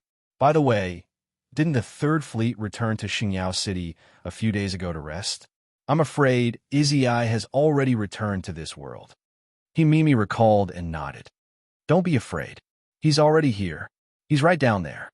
Little Shuel lazily pointed with the slender pipe in her hand, attracting the attention of the old man and Himimi until they saw a man in a red shirt with a smile on his face hugging the woman named Izzy Rinko. That's fast. I'm afraid they didn't even need to report. Himimi pondered for a moment and immediately guessed what kind of backdoor Ray, who was in charge of the reception, opened for Izzy to leave early. Should we investigate? Little Schwer raised her eyebrows and a mischievous smile appeared on her face. How is that possible? I'm not that kind of rude and unreasonable person. Himimi rolled her eyes and pointed her finger. Grandpa, little Schwer, look. Makoto Ito and Lingshire are coming out. A light shone down from the dome and shrouded Makoto Ito and Lingshire, who walked out of the passage. TSK. So dazzling. What are these bastards doing? Lingshire raised his right hand to block the dazzling light and cursed in a low voice. Lingshire, just bear with it. After all, everyone is so enthusiastic. Moreover, in the next battle, the winner of the finals will be determined between us and Ella. Makoto Ito smiled bitterly and tried to comfort Lingshire. You don't need to say this. Chung, even if you don't say it, I know. In this battle, we can only win. Also, I have some things I want to ask you. Lingshire thought back to the quarterfinals when he suddenly found out that Ella was a contestant from Team Nemesis. He also saw Ella brutally beating up her opponent's steel Pulla, even though she knew that her opponent had given up on the battle. Lingshire had never seen Ella like this before and would never admit that she was the girl who fought with him for food. That young man seems to have made up his mind. Suddenly, the old man, standing in front of the floor-to-ceiling window, said with a hint of admiration in his eyes, "Young man, that—" When Little Snow heard this, she raised her little head and kept looking down. "It's Lingshire. He seems to know the female contestant from Team Nemesis." Mimi's gaze moved back and forth between Lingshire and Ella. Is that so? Let me see." Little Shui, who was completely interested, snapped her fingers and a cloud of smoke rose from the mouth of her pipe. In the blink of an eye, images appeared in front of Little Shui's eyes amidst the smoke. So that's how it is. So it's because they didn't fight. Oh no, it's because they didn't know each other. Then, while they got to know each other, they put on a story of a hero saving a damsel in distress. Little Shui watched the changes in the smoke while giving a timely comment. "Little Shui, what did you promise me?" All of a sudden, Mimi's casual words caused Little Snow's body to tremble. She hurriedly patted away the cloud of smoke and revealed a funny smile, trying to pass the test with her adorableness. Smack! Mimi snapped her fingers and flicked Little Shui's forehead. "Ah, it hurts, Sister Mimi." Little Shui cried out in pain with tears in her eyes. "It's good that you know it hurts. Next time, if you use your ability carelessly, I'll really teach you a lesson." Mimi waved her little hand and gave a warning. "Oh," Little Shui replied pitifully. Who knew? The next moment, Mimi, who was still teaching her a lesson, turned her head and immediately revealed a gossipy expression. "Come, Little Shui, what did you see? Why did Lingshire and Ella go against each other? According to the flow of the story, they should have already talked, right?" "Humph," Little Shui snorted and said reluctantly, "It's a guy named Embark who used some kind of technology to control Ella. That's why this situation happened." Hearing this, Mimi rolled her eyes. So it's such a cliché story again. It's boring. At this moment, Mimi and Little Shui's minds suddenly exploded with thunder. "Mimi, Little Shui, look." The old man also called Mimi and Little Shui and asked them to look down. That is particle resonance. Two dazzling lights lit up in the venue without any warning, making people unable to open their eyes. Smack! Not good. Chairman, the Pulaski particle seems to have gone berserk. At the same time, Secretary Baker also opened the door and exclaimed, "It's indeed particle resonance." Mimi shook her head at Baker, signaling him to rest assured, and turned to look at Little Shui. "Yes, it's just particle resonance. Don't worry." "Then, let's punish the bad guy properly, what do you think?" A golden light suddenly rose from the depths of Mimi and Little Shui's eyes, and the brain quantum waves surrounding their bodies surged along with it. Agreed. The next moment, the man who was standing behind Ella and constantly using the materialization system to force Ella to attack, Embark, suddenly trembled, and the movements of his hands froze. What's going on? In the midst of the panic of losing control of his body, Embark found himself reaching out to touch Ella's head, snatching the materialization system from her and putting it on his head. "No!"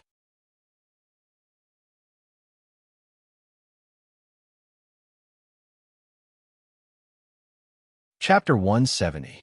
Under everyone's watchful eyes, Embark, who had been supporting Ella from behind, suddenly snatched Ella's helmet and put on his own head. This scene shocked Ray Minkai. What happened? Ray Minkai subconsciously looked towards VIP Room 1. If there was an anomaly that caused this scene to happen, then there was definitely an anomaly in VIP Room 1. Mimi, while he was puzzled, the light that illuminated the entire venue gradually disappeared. What was left was Ella, who had lost her footing after losing her helmet, and Embark, who had snatched the helmet and put it on. Lingshire, the opponent has changed. It's not Ella. Although he didn't know what was going on, Makoto Ito could see that the figure hidden behind the Pulaski particles had changed from the slender Ella to the shadow of an adult man. "All right, I've been holding this breath for a long time. Chung, although I don't know what's going on, can I give him a beating?" Lingshur laughed mischievously and shouted in a loud voice. Just a moment ago, in the midst of that mysterious light, Lingshur actually saw the crying Ella and learned the whole story from her. Therefore, erupt. Of course. RG system. Activate. Lingshur. Go. All right. The guy hiding behind me. Eat my RG Iron Fist. No. Facing the Iron Fist of Interstellar's creation, Gautha, a panicked voice rang out from within Capini's body. No. No. Why am I in here? No. The completely out of control Capini was unsurprisingly smashed to the ground by Interstellar's creation. Gauda Capini continuously struggled on the ground, but was unable to stand up. It could only wriggle on the ground in vain. Why? Why am I here? This is clearly Ella's job. Why did I become Capini's pilot? Why? The voice that constantly came from Capini's body made Lingshur frown. Hey, honesty, is that guy crazy? As he spoke, Lingshur pointed to the opposite side with a disdainful look. Probably. Makoto Ito's mouth twitched. In the end, he lied against his conscience. Maybe he's addicted to steel pulla. Lingshur was stunned and blinked. There's such a thing? Makoto Ito looked up at the sky and scratched his face with his fingers, forcing himself to find an excuse. That's probably the case. However, Lingshur did not delve into what was going on. He was just casually asking. Whatever. Anyway, just kill him. Boom. Under Lingshur's control, Gauda fiercely charged forward, brandishing his fists as he charged at Capini. No, don't come over. Perhaps it had adapted to Capini's butterfly shadow, or perhaps it was a blind man meeting a dead mouse. In any case, the instant the Galactic Assault Gundam rushed in front of it, Capini's butterfly shadow, which was originally struggling on the ground, suddenly released a floating cannon. Oh ho! I almost got hit. The instant the floating cannon was about to fire, Lingshur reacted quickly and immediately had Capini Gauda dodge to the other side. Taking advantage of this opportunity, Capini actually slowly stood up. Name Bart's voice came from within his body. Hey, you don't dare to come over, right? This is our research institute's greatest masterpiece. Although I don't know why I'm here, that won't stop me from defeating a hindrance like you. The floating cannon's successful attack gave Nane Bart a trace of confidence. Thus, he, who believed that he could obtain victory, began to attack. Wong. The floating cannons moved swiftly through the forest, continuously firing beams of light at the Gundams of interstellar creation. Although the attack seemed fierce, Lingshur didn't feel any pressure at all. This was because Capini's combat strength had dropped too much, not even reaching a third of Ella's standard. Chung, don't you find it strange? What? Lingshur, what do you want to ask? The opponent is too weak. It's clearly the semifinals, but they suddenly switched out a person with inferior skills. Isn't this giving victory to us? While Capini Gauda shot after shot at the floating cannon, Lingshur once again asked a question. Probably they realized that they were wrong. When this reason came out, Makoto Ito felt that even he couldn't believe it. Is that so? Then, let's just send them out. Unexpectedly, Lingshur seemed to believe this reason and planned to carry it out. Wong, Capini Gauda stepped on the ground and fiercely increased the power of the thrusters to the maximum. Turning into a stream of light, he quickly shuttled through the forest and rushed towards Capini. Hit him! Hit! Capini! Hit him! Namebart once again fell into a state of panic. He continuously tried to control the remaining floating cannon to stop Capini Gauda. However, the floating cannon that he could control just now was like a stone sinking into the ocean without a sound. Furthermore, when Capini Gauda's fist arrived in front of him, Namebart discovered that Capini was unable to move again. Move! Why aren't you moving? Capini! Amidst Namebart's desperate shout, Capini Gauda's iron fist smashed onto Capini's face. When Capini was sent flying, the decorative armor on its face scattered onto the ground. And it's actually not resisting? Lingshire raised his eyebrows strangely and shook his head. Forget it. Let's fight first and talk later. Bang. Let you control Ella. Capini flew into the air. Bang.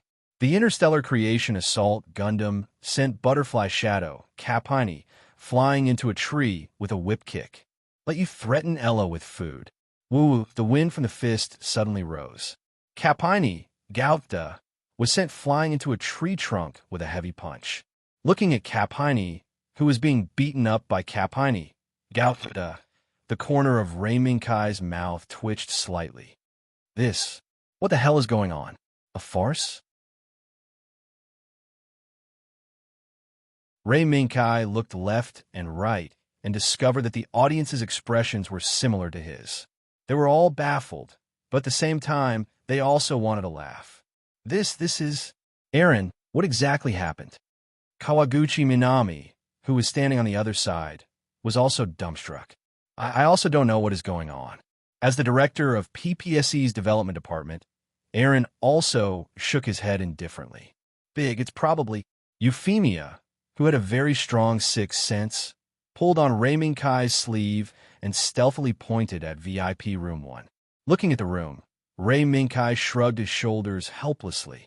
Perhaps that was really the case. From the looks of it, the semifinals between Makoto Ito and Lingshire ended in such a farce. One punch. Amidst Nainbart's miserable shriek, Capini's upper body was smashed into pieces by Interstellar's right fist, ending the semifinals that had a strong start but a weak finish. The match had ended. Although the audience was a little baffled, they still gave a warm applause. Yay! The punishment is over. In VIP Room 1, the two sisters who were stirring up trouble at the spur of the moment cheered loudly. Cough, cough. Don't do it again. The old man couldn't help but stand out and let the sisters calm down. Got it. Grandpa. Baker, who was standing guard at the door, was also a little baffled. Even though she was looking at Mimi and her sister from a close distance, what she knew wasn't much more than what the audience outside knew. The only thing she knew was that the commotion caused by the Palaski particle had subsided. Chairman, is there anything else you need? In order to dispel her awkwardness, Baker asked respectfully. No need. That's it. You can announce the candidates for the finals that will be held a week later. Baker. Mimi waved her hand and casually instructed. Baker had some understanding of the existence of the authority, but the less she knew, the better it would be for her life. Of course, if the president really wanted to tell Beck more information, the authority wouldn't stop him. In any case, the two of them wouldn't be able to cause any trouble. Yes. Then, I will take my leave first. Chairman, go. After Baker closed the door, Mimi moved her hands, looked at the old man, and said, Grandpa, the finals will be held a week later. The finals are in a week. Are you going to stay here and wait? Or? The old man smiled slightly and shook his head. I won't stay here. I have something to do at the Guiana Plateau. Guiana Plateau? Are you talking about the new disciples that Uncle Doman recently accepted? Little Snow thought for a moment and asked. Yes, that's one of the reasons. The old man nodded. How about this? Since there's still a week before the finals, why don't we go to the Guiana Plateau with you, Grandpa? Mimi suggested. Yes. Come to think of it, we haven't been to the Guiana Plateau for several years. Little Snow nodded again and again. There was a trace of expectation and yearning in her expression. It's fine if Mimi goes. Little Snow, if you go, won't you chase Kong and the others away? Although the old man didn't object to Mimi and her sister going to the Guiana Plateau with him, the power of Little Snow's humanoid nuclear bomb against the herd was too strong. Every time she appeared in the Guiana Plateau, the nearby herds would immediately smell the danger and try their best to escape to a safe place. Grandpa, you're really something. I was just playful when I was young and beat them up a few times. Little Snow curled her lips and snorted a few times.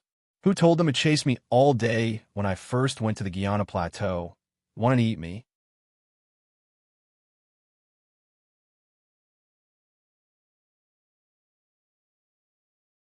Chapter 171. The Steel Pull Battle World competition had entered the final round of the finals. Before the finals, there would be a week for the two players who advanced to the finals to rest. Of course, during this week, the organizers wouldn't just let the audience from all over the world wait for the competition. Therefore, wow, so high. It's many times higher than our nightmare. Early in the morning, Euphemia, who was very interested in the 7-day celebration, dragged Ray Minkai, who wanted to sleep in, to the celebration site. As soon as they entered the door, Euphemia's attention was attracted by the two one replicas of the MS model that the organizer had specially brought over from the stage. She pulled Ray Minkai to walk around them. RX-78-2, Gouda, commonly known as the ancestor of Gouda. He is the founder of the Gouda series and other MS models. Ray Minkai faced Euphemia's question and explained to Euphemia the knowledge that she already knew without any difficulty. After all, during this period of time, Her Royal Highness had put in a lot of effort to cram in the knowledge of the Gouda series. Now, the reason why she asked this question was to cultivate the tacit understanding between the two. Red Zagu, pilot is Shaya Aznable. At this time, a familiar voice sounded from aside. Ray Minkai and Euphemia looked back and found an acquaintance looking at them with a smile. Now, should I call you a celebrity? Or Tatsuya Yuki? Ray Minkai smiled slightly, looked at the clothes on the person's body, and asked jokingly, "Just call me Dia. It's rare for me to have the opportunity to dress up like this. Let me have a good rest." Kawaguchi? No. Now it should be Tatsuya Yuki. He shook his head slightly, calmly indicating that the identity of Kawaguchi celebrity was indeed a burden for him. "Hello, Tatsuya Yuki." Euphemia greeted him with a smile. "Good morning, Miss Euphemia. Looks like you're looking forward to this celebration. Then, I won't disturb you. Have a good time." Tatsuya Yuki's eyes were sharp, and he immediately saw through Ray Minkai and Euphemia's intentions. Therefore, after greeting them, he tactfully found an excuse to leave. Ray Minkai shook his head helplessly as he watched Tatsuya Yuki leave. Whether it's Kawaguchi celebrity or Tatsuya Yuki, this guy really likes to act cool. Euphemia looked back at Ray Minkai. Perhaps this is just his personality. Probably. Immediately, Euphemia's attention returned to the ancestor Gouda and Hong Jiagu, who were standing side by side. Kai, although I have seen the information of Gouda and Jiagu from the information, looking at the one model is higher than our nightmare. If the real Gouda ran to our hometown, what would the situation be like? Ray Minkai pondered for a moment, and after comparing the performance of the mass-produced Mecha, except for the elite Mecha, such as Lancelot, the result was obvious. Vulnerable. The answer was cruel. The reality was even more cruel. Except for a few elite pilots like Ray Minkai and Lancelot's elite Mecha, the other pilots in Nightmare would only face one situation when faced with the attack of MS. It was a one-sided slaughter. Is that so? Euphemia frowned. Indeed. Ray Minkai nodded. In addition, Ray Minkai still had a key factor that he did not tell Euphemia. That was the ability of GASS. According to the original setting, in the Britannia Empire, in addition to His Majesty the Emperor and Lucio, there were several GIAS ability users. Even if these people drove the mass-produced Nightmare to fight against MS, there was a considerable chance that they could win, especially the Knight of the Round Table, Bismarck Waldstein. The GASS ability he possessed was invincible. If it weren't for the fact that Vermilion Bird's GIAS ability was a little strange, this Knight of the Round Table would have been invincible. Then what about Pirate Gouda? I remember that Pirate Gouda is only 13 meters tall. Euphemia looked left and right for a while, then suddenly remembered something and asked. Yes, when Pirate Gouda was created, the technology used was far beyond the era when Progenitor Gouda was born. Therefore, Pirate Gouda is only strong, not weak. Ray Minkai nodded and made a simple explanation. I see. Euphemia responded dully, and then happily pulled Ray Minkai and asked him to take dozens of photos of herself, Progenitor Gouda, and Hong Jiagu. UFFI, aren't we taking too many photos? In the end, Lei Minkai felt that these group photos were a little too much. After taking a few photos, only Euphemia was not standing on the shoulders of progenitor Gouda and Hong Jiagu. Is that so? Euphemia blinked and reluctantly walked down from the stage and returned to Lei Minkai. While looking at the photos projected from the personal terminal, she muttered, "If I show these photos to Royal's sister, I wonder what her expression will be like." Lei Minkai suddenly sweated. UFFI. If you want Her Highness Cornelia to know about MS and Nightmare, it's best to use the real thing as a comparison. Huh? Euphemia was taken aback and asked subconsciously, "Do we have MS in our hands? Are we going to take the steel pulla model and go back to tell Royal Sister that steel pulla is better than Nightmare?" Lei Minkai sweated again. Ahem. UFFI. Have you forgotten that the prize we won in the death race has not been honored yet? Death race. Euphemia lowered her head in thought, then exclaimed, "Right? I remember. Lei said that after the test mission is over, he will send us MS. Right? Yes. UFFI. At that time, we can use the Pyragao to let Her Highness Cornelia know the difference between Nightmare and MS." Although Lei Minkai did not know why Euphemia was a little silly today, this feeling seemed pretty good. Understood. Euphemia nodded, and then her gaze was attracted by the crowd in another direction. There seemed to be holding an event related to food.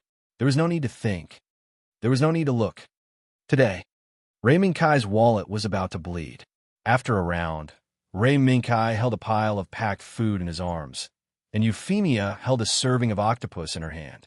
They looked around for a place where they could sit down and enjoy the food.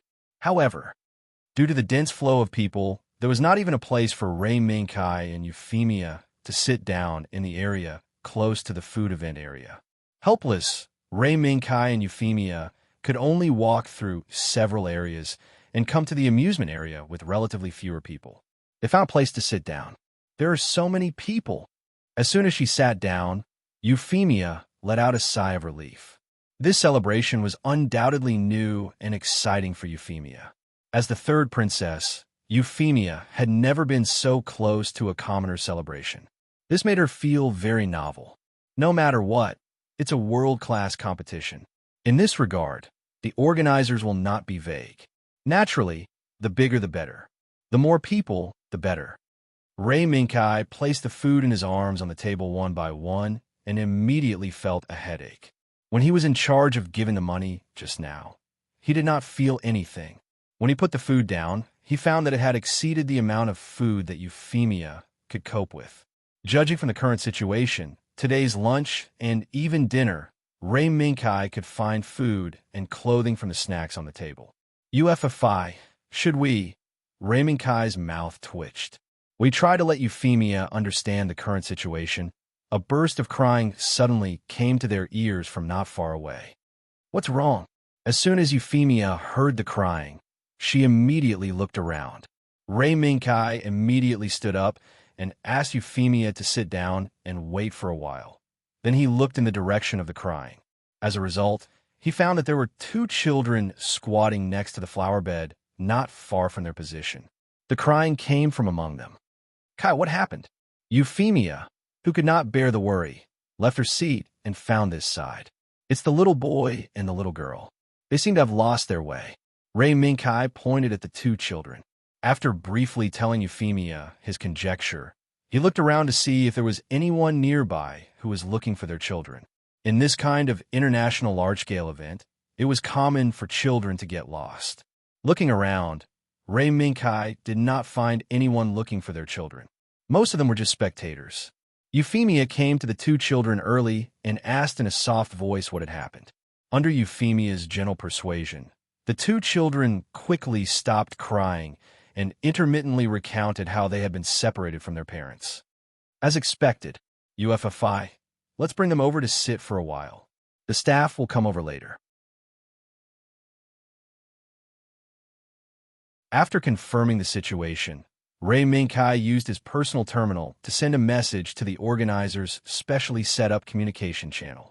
The other party quickly replied and asked Ray Minkai to bring the two children to wait for a while. Okay. Euphemia nodded and pulled the two children back to their seats. She then distributed the snacks that she had bought earlier to the two children. But the two children refused to accept it. The older boy shook his head at the younger girl. Then he looked up at Euphemia and said, "Big sister, I'm sorry, but I'm sorry. Thank you. But Mom taught us that we can't take other people's food for free." However, under this seemingly unyielding answer, there was a thunderous rumble in his stomach. The little girl was hungry. The little girl's big eyes wandered around the octopus soup in Euphemia's hand for a while. She forced herself to hold back her saliva and turned to look at her brother. At this moment, the little boy's stomach also started to rumble. Ray Minkai saw this and shook his head in amusement. He reached out and picked up a piece of octopus soup. He threw it into his mouth and said while eating, "Look, these are all the food that brother and sister just bought." Goo! Seeing Ray Minkai swallow the octopus soup, the two children's stomachs started to rumble even louder. Wah! In an instant, the little girl cried again. Euphemia was scared and comforted her. She picked up a piece of octopus soup and handed it over. But the little girl didn't take it. Even though her eyes were filled with tears, she still looked at her brother and refused to let go. The little boy gritted his teeth, and his expression was very shaken. Suddenly, the little boy's struggling eyes lit up. After he whispered in the little girl's ear, the two children jumped down from their seats and ran toward the amusement area not far away. Wait. This sudden change almost made Euphemia unable to react. Fortunately, Ray Minkai's reaction was fast enough. He shouted for Euphemia to calm down and chased after them. But when Ray Minkai just caught up to a stall, he saw the two children fumble in the bag for a while, then handed something similar to a test paper to the stall owner. Then, the two children excitedly and confidently took an air gun from the boss. They skillfully and quickly aimed at the gift behind the counter. Moreover, the moment the little boy fired, Ray Minkai heard a very subtle line. "Rock Stratos, sniper target." Bang! The half-human tall Shionba doll, which was placed at the top, was the hardest to aim at, and was the first prize, was hit under the boss's stunned expression. You're tuning into the Warrior Lore YouTube channel. Don't forget to subscribe and join us on this journey to catch the most captivating stories.